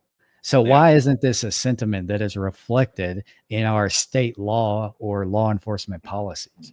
Why do they fall off so easy? It's like, I'm sure you've looked it up. How much does it cost for, like, let's say a standard department, a medium-sized town, to get all body cameras? Like, and put a body camera on every cop. It's probably got to be, I don't know, 10, 20 grand, or does that sound Yeah, unreasonable? no, that sounds right about probably what it would cost. Because you're paying roughly, $750 a unit, and then per officer, and then you also have to buy the subscription service to evidence.com, which is something that Axon offers. Oh, That's where it's a subscription-based deal? yeah, so I never knew Axon, that. when you dock a body cam, so like if you have an Axon body cam, it comes with a dock, and that dock is encrypted with proprietary software, so that as soon as you dock it, it dumps all the footage onto Axon servers, and you pay a fee every month for them to host that evidence. To host it, and then you pull it basically when you Yes. need it. Yep. Gotcha. So it puts it in a whole nother database, right? When you dump whatever's on there for the night, it goes. I did not know that, dude. Yep. Very interesting. Body cameras blow my mind. I think it'd be cool if you did a video. Maybe one day when you don't have a video idea to do, maybe just do a whole bust down on just everything about body cameras. I think that'd Well, be a cool really, ass video. I want to take it a step further than that and kind of just do a whole breakdown of Axon as a company, because a lot of people don't know that Axon, their original name was Taser International. They are actually the ones who I heard invented that the before. Taser. Yeah. And their business model eventually evolved into just doing all police technology in general. And so I think that they're a company that could use a deep dive and a profile on, Yeah. So yeah, I'm sure we'll get to that topic in some way, shape, or form at some point in the future. I think that'd be sick. If you're the first one to do that, that'd be sick as fuck. If you got an extra minute, I might have one more topic. What you got, dude? Let me read real quick. I don't know. Have you heard of 42 USC 2000 AA? Doesn't ring a bell, but I mean, Oh. obviously, if it's under Title 42, I mean, I understand the implications, but So basically, and you could probably even pull it up on your end, but just to fact check me, but my understanding is basically it just protects journalists. Camera footage is being, yes. Now I know what you're yeah. talking about. That, yeah. See, Now I know exactly what you're it's talking a about. really Yeah. short statute and it's pretty easy to pick apart, but a lot of Yeah. people don't know it. No, yeah, I'm familiar with that. And as a matter of fact, in that constitutional law class, it was sort of a quasi class because most of it was constitutional law, but it was also What's a quasi? I hear you say that all the time, dude. Never. sorry, say that again. You broke Is up. it quasi or I can't? You said quasi. You always say that. And I never know what that means. Quasi means like it can exist for two specific things. Like it's not a mutually exclusive idea. So quasi meaning that like we took a class that was for constitutional law, but we also studied a lot of communications law in that as well. So it was a quasi class because it was focused on constitutional stuff, but we also covered a lot of communication stuff. So kind of could be either one. So that's what quasi kind of means. Gotcha. But you were but saying, yeah, my bad, man. we talked about that a lot about journalistic or journalism and the protections offered to journalists and you know what statutory protections you have as a journalist to say protect your source or to disseminate information that might be damaging to a country or a large group of people. You know, there's a lot of variables that go into that need to be considered before you disseminate certain information, and a lot of that has constitutional implications. So that was a lot. Yeah, we talked about a lot of protections and things like that related to that. So my understanding of it, and I could be wrong, is basically if you are a journalist and you're recording and a cop decides to arrest you, they can't touch your footage until it's disseminated to the public. Without They a warrant. can't use it as evidence. Well, that's where I got confused on it because they got to either have a warrant, but then also I don't know, dude. It's just the most confusing. The way that the statute is so simple that it's just not. I don't know. It's confusing. Well, yeah, that's the thing. Well, when you find yourself looking at a statute that it's difficult to interpret at face value, that's when you just have to dive into the litigation. Yeah. Why are statutes so tricky, dude? That was here's why. Is because a lot of them are written in a way that is sort of intending for there to be some doctrine established about it, especially when you're talking about federal law. And it's not that they intentionally write these laws thinking we'll just sort this out later in the courts, but it's just that that's how I always thought it was. I figured it's not an write out intentional like a basis for it and then go off of the basis when the situation happens. Well, the idea is that they want the statute to be as simple as possible so that it is easily understood and that everyone can adhere to it without a legitimate excuse. But the issue with that is that it leaves out a lot of nuance that eventually has to go and be sorted out by a court. So that's just kind of the framework we have. So when you find yourself looking at a statute that you think is tricky, you just have to look up the litigation surrounding that statute, because in almost every case involving how a specific statute is interpreted, they break it down word for word, looking at the operative words, like what matters here, what is intentional, what is too vague, you know, what can we justify through this particular case. So if you ever find yourself looking at a statute like that, type that statute into Google and then just type et al afterwards, like ET space AL, and you'll generally find a case involving that in some capacity. And it'll be a good place for you to start.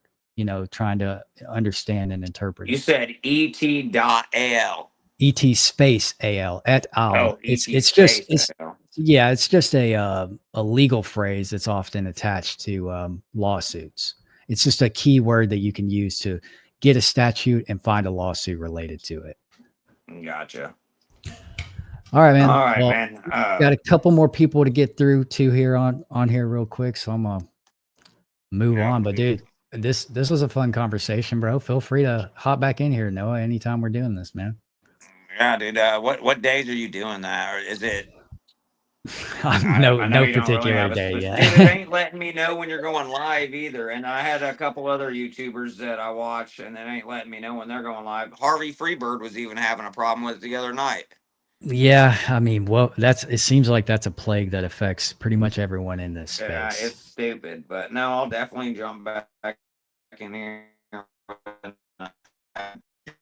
Appreciate how good you are at it, and just keep on keeping on, man. You're going places. Thank you, brother. I appreciate All you right, saying waiting on that next episode of ATA, by the way. that. It'll be coming out on Monday, brother. All right, man. Bye. Oh, sorry. I keep cutting people off. Sorry. It's hard to pick out when exactly we're going to go. But I want to bring Catherine and Kiki up here because we got a cat battle going on. Yeah. I just wanted to show them real quick. This little one right here is Lulu, and this little one right here is Yuna. These are the kittens that I talk about in the chat. Very cute. I really Yeah. like calico cats.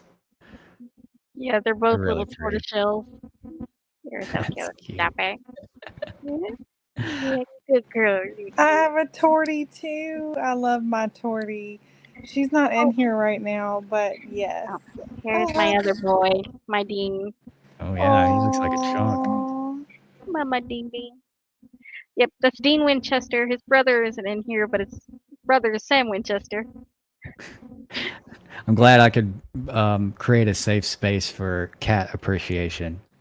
Yes. Thank you, ladies, for showing me your cats. Just had to show him real quick. Absolutely. Anytime. All right. All right. Was there anything else you wanted to say, Kiki, before I let you go? Because you got interrupted in the last one. So. Yes, I'm so sorry about that. All I wanted to say is I'm in Barber College and I have Constitution Day and we have to celebrate it at Barber College. So it's September 17th. And Hell I'm telling my instructors, I'm like, I can teach Constitution Day. I'm like, I watch First Amendment audits on YouTube. They told me I can. So Hell yeah. I'm trying to come up with some good curriculum for Constitution Day on September 17th. Oh, you So know what? Do you have a copy of the book? I do not. Email me and I'll send you a copy, and maybe that'll give you a good idea. And it should get to you before Constitution Day, so you'll have a little bit of time to review it too. Absolutely. Thank you so much. I Yeah. appreciate you. For sure. I mean, I appreciate you teaching the Constitution to other people. That's pretty sweet. I'm so excited. Yes. I'm going to show some videos. I've got some things planned and it's going to be great.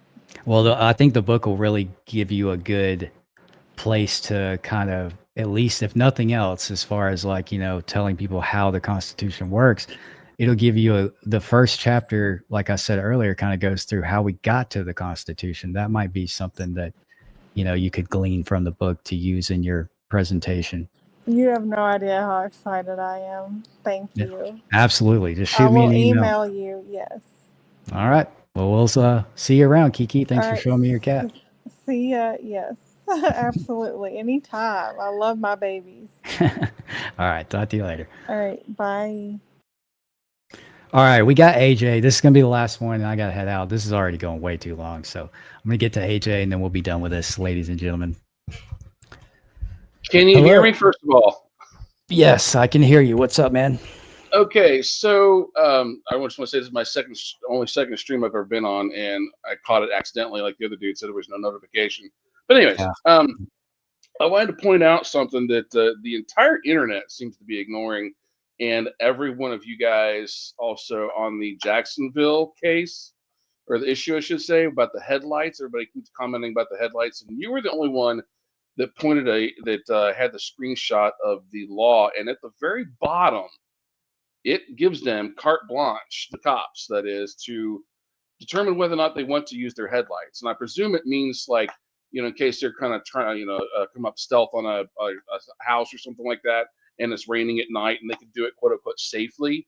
Everybody's doing that. And I commented on James White's video about it. I think it might have been a collaboration video, but either way, I'm like, everybody's ignoring that, but everybody's going to the fact it's like, why are the cops doing it? Why are the cops doing it? Or not doing it? And it's like, nobody's noticing that very last, like, it's like the last two sentences of that blurb that you posted up on your video, and it's like, I can't believe that people are that blind.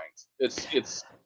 Well, to be honest, I remember when I was covering that originally in the first live stream, that I said something to the effect of, I'm sure that there's a statute or exception somewhere about them being like, whether or not they have to have their lights on at any given time. Yeah, it's literally at the bottom of the one that you posted. Where But to be talking about the top half of it, where it says that you have to do it, and then to be fair though, I totally didn't see that either. I don't. Really? I don't remember seeing that in the law, and I can't believe I missed that. But I did have at least the presence of mind to say, well, there's probably some kind of exception right, to yeah, that, disclaimer, yeah, exactly.